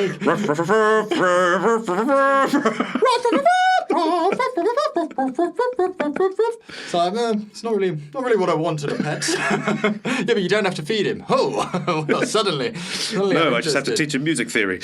But I can't stroke his lovely soft ears. Right, I'm just gonna. We're at 2 hours and 41. We've got to your 18th. Your 18th year. I mean, you knew this was going to happen, didn't you? Yeah. But actually, this is what I wanted. This is what I expected. Because I haven't even got to the second hat yet. But actually, no. The second hat will come later. I think the second hat. So I think that ties in nicely because the other thing is, while I was like in school and everything, I tried to read the Communist Manifesto when I was 16. Like, it's hard thing to read. Well, it is when you're 16 and you have no clue what he's on about. Like. What are potatoes? Like, I have always been a bit of a communist. Like, I'm just naturally like the idea of justice. And I'm not sure that communism delivers justice. No, it doesn't. Yeah. But most communists aren't aware of that. That's why they're communists. Yeah. like an idea of equality. Authoritarianism just in another lens. Yeah.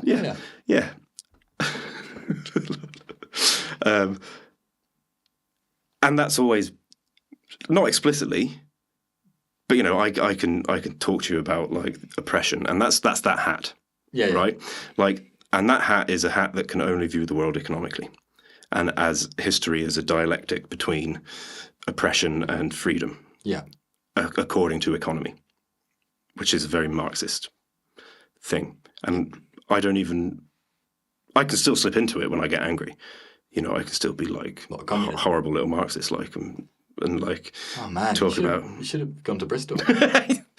But I don't. You'd have a whole rabble of people around you going like, yeah, fuck yeah, Ian, tell him more about the stuff that doesn't really exist. But, you know, a new hat emerged, which we'll get to. No, let's I'm interested. I think we can push it for another. We can do another 20. No. We'll keep moving because the hat will make more sense. Okay. So where did we get to? We got to 18. You were going to university. Like we were far away, but all we don't have to. I don't think we're going to get to. It's been loose, and that's fine.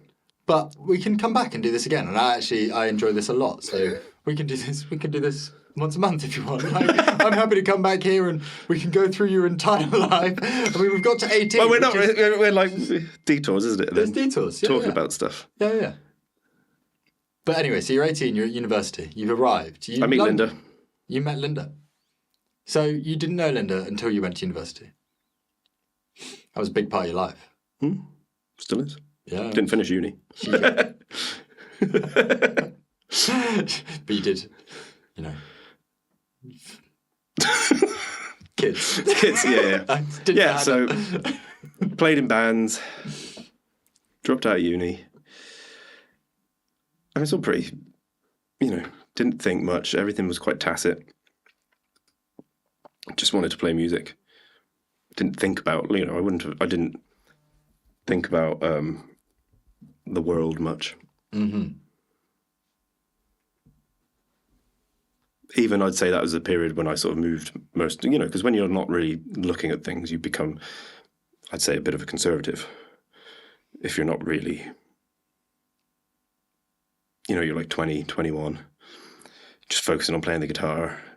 And then people are like bringing up all deep stuff about politics and all that. You're just kind of like, what are you talking about? I just want to play my guitar. Go away. I'm happy with I don't care. I just want to play my guitar. That's kind of an apolitical. And I think if you're apolitical, you should politically be defined as a bit of a conservative, right? Because you're just happy for things to stay the same. Yeah. You want, Like, you just want more of the same. Yeah, more of the same. I want opportunity. Just more me. More money for me. I want to go to the shops and be able to buy whatever I want. I want avocados and mangoes, and I don't care where they come from. Like, Exactly. Give me my iPhone. Fuck those mines in the DRC. Don't tell me about those. Yeah, don't want to know. Not even going to hear you if you do tell me about them. Like, yeah, there isn't any. Don't worry. Like, fake news. Fake news. And then came home. With Linda. Got my degree in Western, and so Blue Horizon started in London. Okay. But different members. Yeah, of course. And then we came back, got my degree, met Ed and Josh there, Blue Horizon, did lots with them, gigging. I mean, like quite a lot of gigging, really. Which now I see is absolutely pointless with my one hat. The other hat, though, is like, it was fun. Do you remember any of the, were there seminal moments in the gigs that... Yeah, we were, we did really well, especially them lads. I think they were only like 19. Supported some good... Like Mike Z, you came to the Tunnels one, didn't you? Yeah. Yeah, we supported Mike Z. Like, they're big, for blues, for someone into blues, like, which I was/am. They were good gigs, good band, like, it did well. And then started teaching. Do you reckon that had any, that experience of playing a lot of good gigs and playing on the scene quite regularly, supporting blues aficionados or people who are on label support? Do you think that experience of that happening and it never really getting any further helped cement hat number one in terms of its sort of nihilistic frustration? There were parts of it, yeah. But at the same time, I'm sure that... So we stopped. So Olivia was born and I stopped. I made the conscious decision that it was stopping. Nah, you didn't stop. You came over to my house when we started recording Hologram. Yeah. Yeah, but I could have carried that on because we were, we were on the verge of, we were being championed by some like important people. I say important people. It's not a big scene. It's not like you're going to headline Glastonbury if you're playing in the Boom Boom Club in London. But it is, it's a little niche scene, and there's a lot of pride in it, and you could probably make a living on it. It'd be a hard living. Lots of touring and then going over to Europe and things like that. And we could have done that. We were on the brink of that after we played those 3 support things, the 2 supports with Mike Zito and then the support with Lawrence Jones, I think it was. We were nearly there. It wasn't going to be mega rich or mega famous or anything, but it would, So it would have also been a big sacrifice to your family life. Well, that's why I stopped because I was like, we were driving up, we were doing gigs in Skegness and driving up, and then I was the only one with the license at the time. Driving home that. So we were driving up, Skegness. What's that? 5 hours? I don't know, 4 or 5 hours. We drove there, and we were driving to the Lake District and staying over, and then driving back, and it was just me doing all the driving, singing, playing, and it was just here comes Olivia, and you're just working as well at the same time, teaching in the college, and it was just what? I can't do this. When am I going to be able to have time to raise my kid? Yeah. So although, there were certain parts of it, there was a lot of corruption in it, there was a lot of manipulation and lying and power in it because there's a little bit of money involved, and wherever there's money involved, there's power. That's my hat. I'm going to get you 2 hats. One white, one black. This is my economic hat. This is my hopeful hat. And but at the same time, I sensed that if we'd have carried on, something would have given. Yeah. But do I regret not doing it now? It wouldn't have. It wouldn't have filled you with the satisfaction that you were looking for. Yeah, it would have, you'd be creatively satisfied, but you'd be working really hard. And it'd be a different, I guess. Which with a young family. This a lot with a young family, and this is what we had almost alluded to earlier, is the level of work that is required to create a Mark Knopfler. If he has kids, those kids are either coming with him on the road or they're staying at home with mum. And flying out or something. And flying out occasionally. And it means that, and you're working a lot. So it's your level of ability to truly be there. You're a great inspiration to your kids. It has to be justified, doesn't it? Dad's rock star. Yeah. That's amazing. But you miss out on so many more of those tender moments. And in reality, I think Shire, would I have given any of that? If someone had come along 3 and a bit years ago, 3 and a bit years ago, and said, hey, here's a record deal. I'd like you to go and tour America for a year. You're going to come back every couple of months. I'm glad that I would have to say no, because I would have missed my entire son, his first years. Yeah. And I can imagine that's really hard. I think it depends. If someone had said that, to me now. You've got a young family still. Well, they're going to miss you. It's the payoff, isn't it? If someone said, say, someone said, you're going to tour 6 months a year, but off of the back of that touring, you'll have enough money to buy a house, and to have security, to give your wife the time to be with her, with our kids. She wouldn't have to work. Because remember, Mark Knopfler made a lot of money. He didn't have to work. It wasn't nickel and dime. No. If someone said that, and you'd be like, 6 months, even if they were 9 months of a year for 5 years, you'd do it. I'd do it. I'm never going to be able to afford a house. No. I can't. Linda, well, we struggle because we're working, just constantly working. It's because pushing ourselves to try and do something. It's working hard isn't anymore the threshold. It used to be the threshold to be able to have a comfortable life. Working hard now does not equate you to having a comfortable life. No. And that's for many reasons. In fact, working hard is generally the cause of most people's suffering in life. Yeah. In the Western But where does good art come from, Iain? Comes from suffering. And awareness, and awareness. Yeah. to talk about these things. But that's like the payoff, isn't it? You know, the reason is, would you tour 6-9 months a year for £25,000 a year? No, you wouldn't. Like, I'm not going to give up seeing my children. Yeah. For 25 grand a year. Which is kind of like, would what's you on give offer? it? Would you give it up for £2.5 million a year? Not on offer straight away. Funnily enough, like, which is, you know, when you look at maybe it's always been the same. You look at like the Beatles, and they were young guys. Yep. They had no ties. They could go around the world and like get new girlfriends and like do whatever they needed to do, have a lot of life experience and tour. And they could all sit in the bus and they could be gone for a year. Be fine, no one cares. They might not see their parents. But their parents will see them eventually and they'll be like, hey, yeah, cool, look. Bought your house. Yeah, bought you another house. There you go. Would you like a car? But I guess that dynamic shifts as they get older. Like, and you start having kids. But by that point, they've already done the work. Yeah. And I guess now, faced down with that option, or that, it's faced down with that choice at this age, when you've got kids and you've got a young family, like, The payoff has to be worth it. the payoff has to be worth it. And also,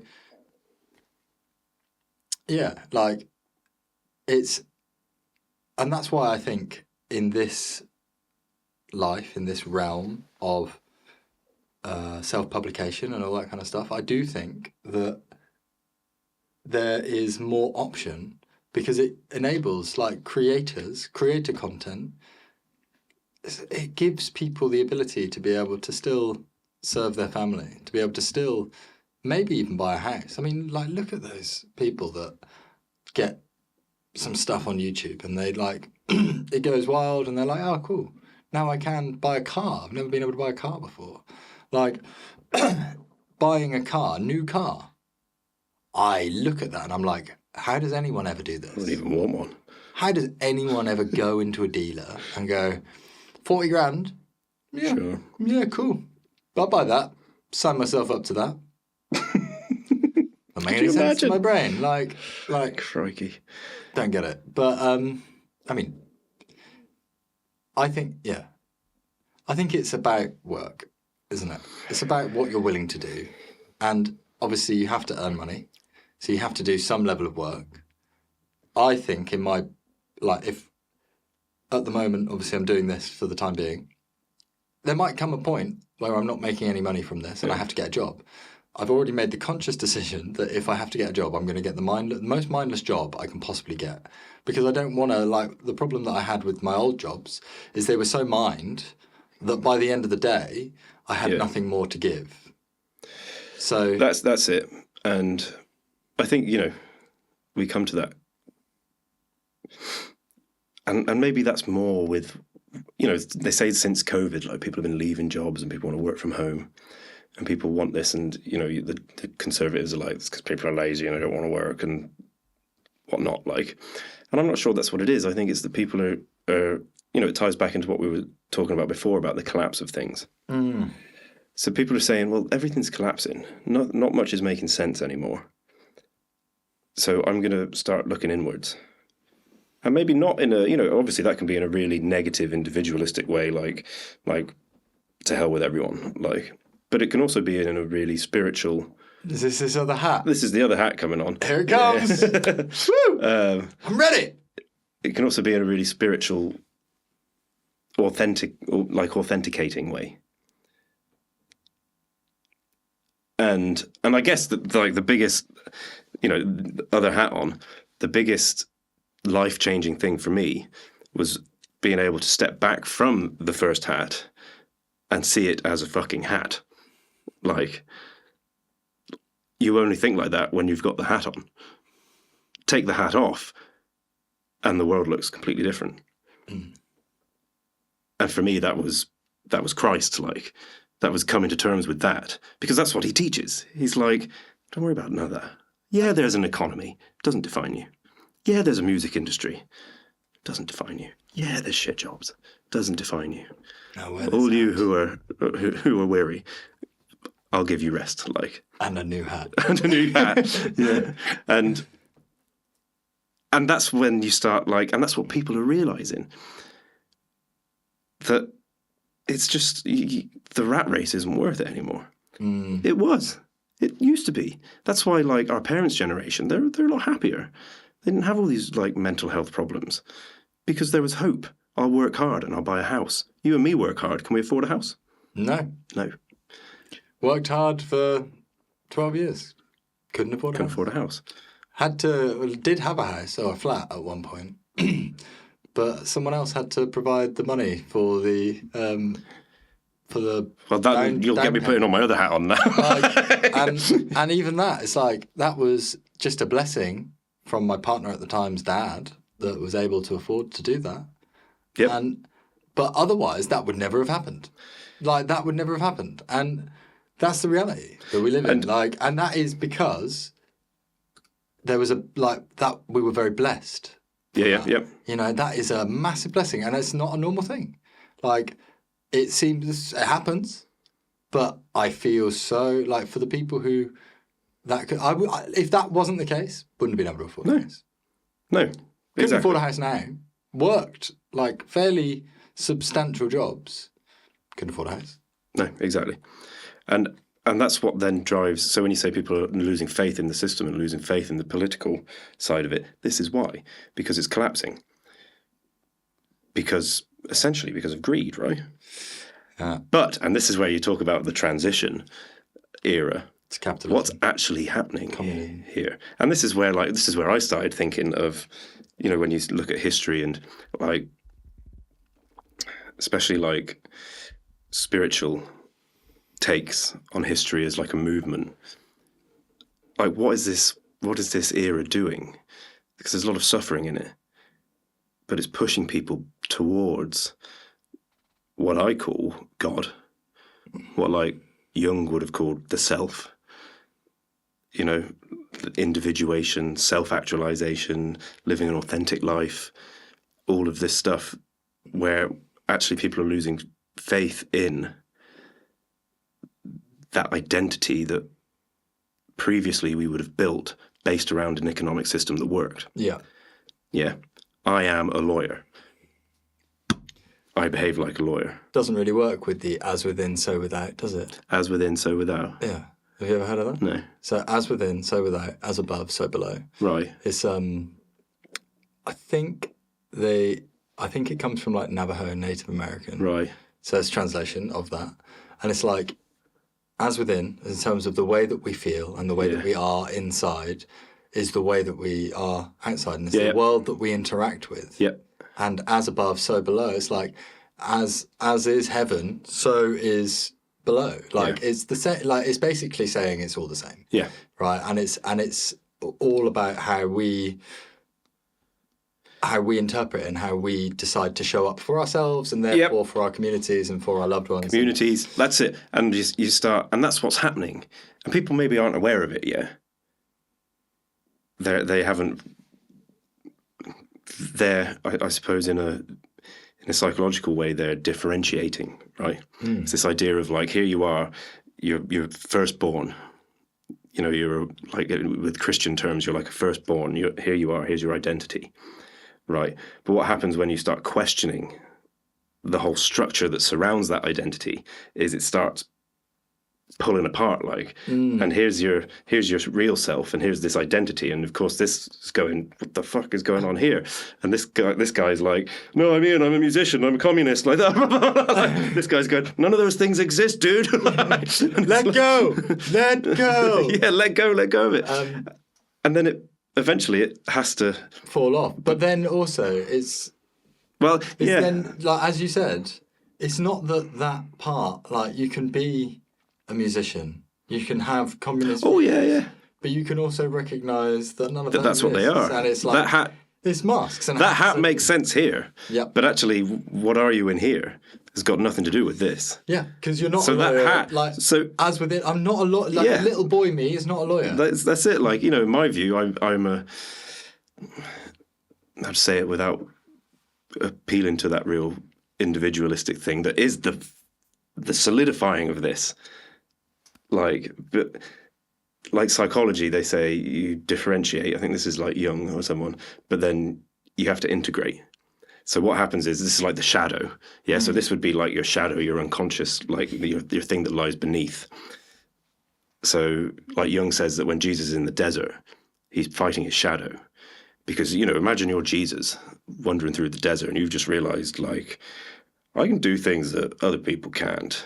Like, part of you's, because he's fully human. So part of him's going, I could be badass. How far can I push this? Like, I could really be Penn and Teller. I could really be someone. like David Blaine. Pick a card, any card. Oh, it's a good job he went the way he went. Yeah, you know what I mean. But then it's about like you get hold of this identity and then you integrate it back in, and then this self comes over, and then you're truly who you are. Yeah, like who you're meant to be, who you're born to be, and that's like Jung, I think, would say that's God in you. Yeah, that yourself is a reflection of God. He might not use those words. He'd just call it the self, because what Jung did very well was sell God to atheists. That's how I'd start too. Yeah, let's not think about God. Let's just think about what's inside you. Let's think about the self. How did you breathe in, breathe out? What does it feel like? Does it feel like you? Yeah, cool. That is you, God. Yeah. And then after 10 years, they're like, oh, maybe I'll give that Bible a go. And they'll be like, whoa, hang on a second. It gets towards like the self, the oneness, the realization, like, the omnipresent, omnipotent, all-being, all-father, God, all-mother, like creation, the wanderer, the whisperer, whatever it is. Like, there's like so many voices, so many things. But the one thing that all religions seem to agree on is that it was created. Yeah. All of this was created. And just like you creating a piece of music, if you're creating it on your own, you have full control over how every single aspect of that music goes. And like, it's why I think that's why when you get that other hat out, not the nihilist hat, happiness hat, or hopeful hat, whatever. The true hat. The genuine hat. When you get that hat out and you look at it, you're like, in the eyes of everything, everything's perfect. Everything is supposed to be as it is, because it couldn't be anything else anyway. Because we are here, we are created. And it's like, if you just get stuck with the nihilistic hat, then you get greed. And then you get narcissism, you get the bad stuff. This comes full circle now, doesn't it? Because when you're stuck with the nihilistic hat, so we can use my worldview in hat one. And that worldview could be anything. Like for me, it has like a extreme left wing. Taint. Yeah. Heavily painted. But for someone it might be an extreme right wing nationalism. Yeah. Or for someone else it might be a sincere love for Fulham Football Club. They might be in the stands with the season ticket and like that hat can take on many different forms, but it's never, and that's how we get back to like how do you get someone to kill somebody? You have control of the hat, right? You give them that hat, and you make it so that they can't even see the other one, because the minute that you look critically at that hat. And criticality comes from freedom and a decent education and people not being too attached to that hat. The minute that they take it off and they put the other one on, they realise that that hat has its uses. But it's just a hat. But the other thing that you realise, and this is the biggest thing for me, and this is I think the main relational point that Christ on the cross and the whole New Testament makes is that when you put that other hat on, you see all of the first hats and you see that they all belong together. Because you need communists, you need conservatives, you need horrible people, because you know, like you think of like a Cartman in South Park. He's an asshole, but he gets stuff done, doesn't he? Yeah. Like, and that's something that South Park used to do. I haven't watched it like in years. Like, but something that they used to always do is he'd be the bigot or the whatever. But when real, genuine, like objective ethics came in, he was the one that would be like, I'm doing something about that. Yeah. Like you need the doer, and but as long as you've got a right wing doer and a left wing doer, there's a path. Like, and you know, when you've only got the right wing hat on, the first hat on, every other hat is an enemy. Yeah, I agree, but I'm gonna. The world's a hat shop. I'm gonna challenge. I'm gonna challenge the hat concept in the sense that I think, yes, you're right. Hats, masks, whatever you want to call them, like Identities, isn't it? Like, yeah. You can take on multiple throughout your life, but actually, it's the taking off of the hat. You don't put a second hat on, the happiness hat, thinking about it, because the happiness hat already exists and you're just not wearing a hat. Yeah. Right? So it's understanding and recognizing that you don't need to wear a hat. Yeah. And that you can still, from time to time, pick up a hat, look at it, maybe put it on your head for a little bit. You can take it off. You can even critically look at multiple hats. And you can see things from different perspectives and create hats for different situations and different things. But so you're saying my second hat doesn't exist? At the end, you take your hat off. And it's the realization of your actualization and the real, and compassion and love, basically. Yeah. And I'd argue that every single person has experienced not having a hat on at one point in their lives, or maybe multiple times, like holding your child for the first time, the sense of love and bliss and joy, the connection. You might not recognize it as not wearing a hat, but you're not thinking about, like, your taxes, you're not thinking about... Maybe, or you could be putting on a hat as this is why a lot of people become more conservative with kids, right? Fatherhood hat. But but in that moment of... And it might only be fleeting. While you're crafting your fatherhood hat, first time you hold your child, and the overwhelming sense of love and joy percolates you. And in that moment... you are at one with the universe. And then you put your fatherhood hat on, and all of a sudden the reality of, like, the... oh my God. Oh my God. The reality of the magnamism... How do I clear that up? Of the task that's going to be undertaken, and all of a sudden trying to orchestrate all of the different, parts of that. Like, then that kicks in. Yeah. But... yeah. See, the Bible talks of the veil, right? The veil of Moses. Is that like a veil that he wore over his head? Yes, because when he was talking to God, he'd come out and he'd be scary. Like, so like God wears a veil, and then there's the veil, which is where you get like the old Jewish thing of like the veil across where the tabernacle was, I think. On sketchy ground here. Did you say tabernacle? The tabernacle. The tabernacle? The tabernacle. Is it guarded by the Jabberwocky? It might be. Guarded by a veil. The veil of the Jabberwocky. But that's what Jesus was. He talked about the veil. You know, he was like, remove it. I'm the removal of it. Like, the removal of the Holy Spirit is meant to remove the veil, which I suppose is our hat, right? You know, you have this veil which hides yourself, which is the reflection of God. The divinity. And but you have to remove the veil, like, in order to be mesmerized and blinded.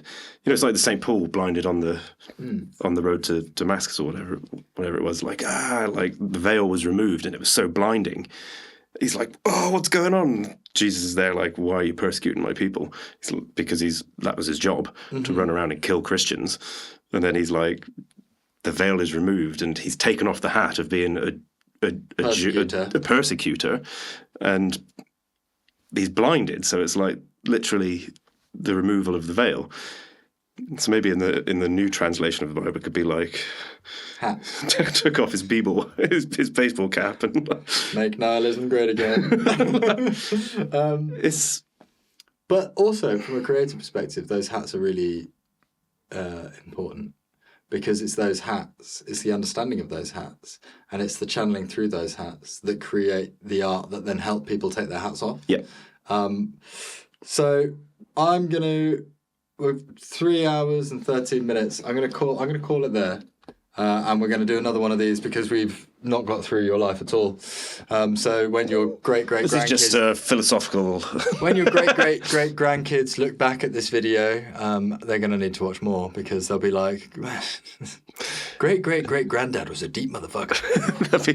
they'll be like, him and Tom really nailed it with that transition period.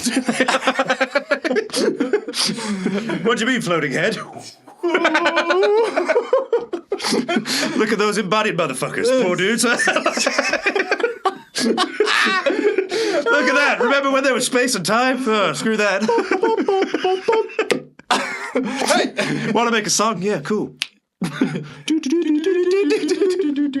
Thank God for artificial intelligence. Oh, look at the world and all our robots. So cool, we don't have to hang out there anymore. So glad that we can just go to war in the robots now. And no one gets hurt. It's like Rick and Morty. Yeah. Don't worry, they don't feel a thing. Tell my wife and over. You said they don't feel a thing. I lied. My leg! Tell my wife and 2 kids I love them. What have I done? They're just unfeeling robots. Well, they're bureaucrats, Morty. I hate bureaucrats. They're like robots to me. Let's go. Oh, man, Rick and Morty is the best. Clever. Yeah, very clever. Very clever indeed. Have you seen the episode where they start, they're eating pasta? It's like, spaghetti bolognese. And Rick's like, does a pasta evening for everyone at the family home, and they're like, "Oh, Rick, where do you get this pasta from?" He's like, "Don't worry, it's a whole family recipe." La da da da da. And as Morty comes into the garage, he's standing over a corpse and he's pulling the pasta out of the dead corpse. And basically, what it transpires is he's found a universe where when people commit suicide, their intestines turn into the most delicious pasta. But they have to have committed suicide. If they die any other way, it doesn't taste good, right? So they're sick, aren't they? They're not right.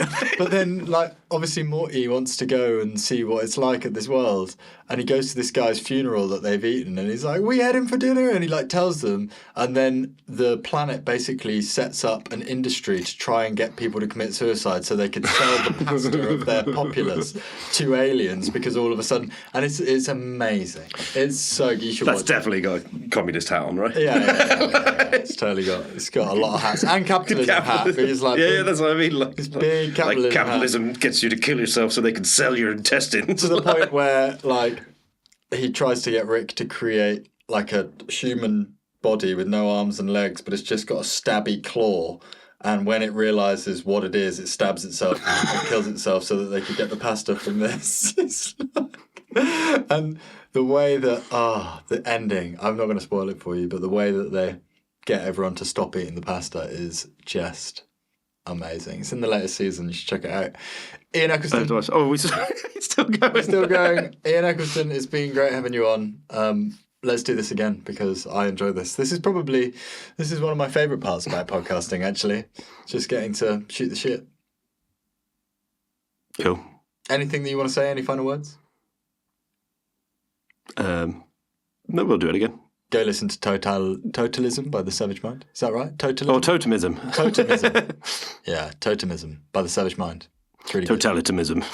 Totalitarianism. Schism. First hatism. All right, peace.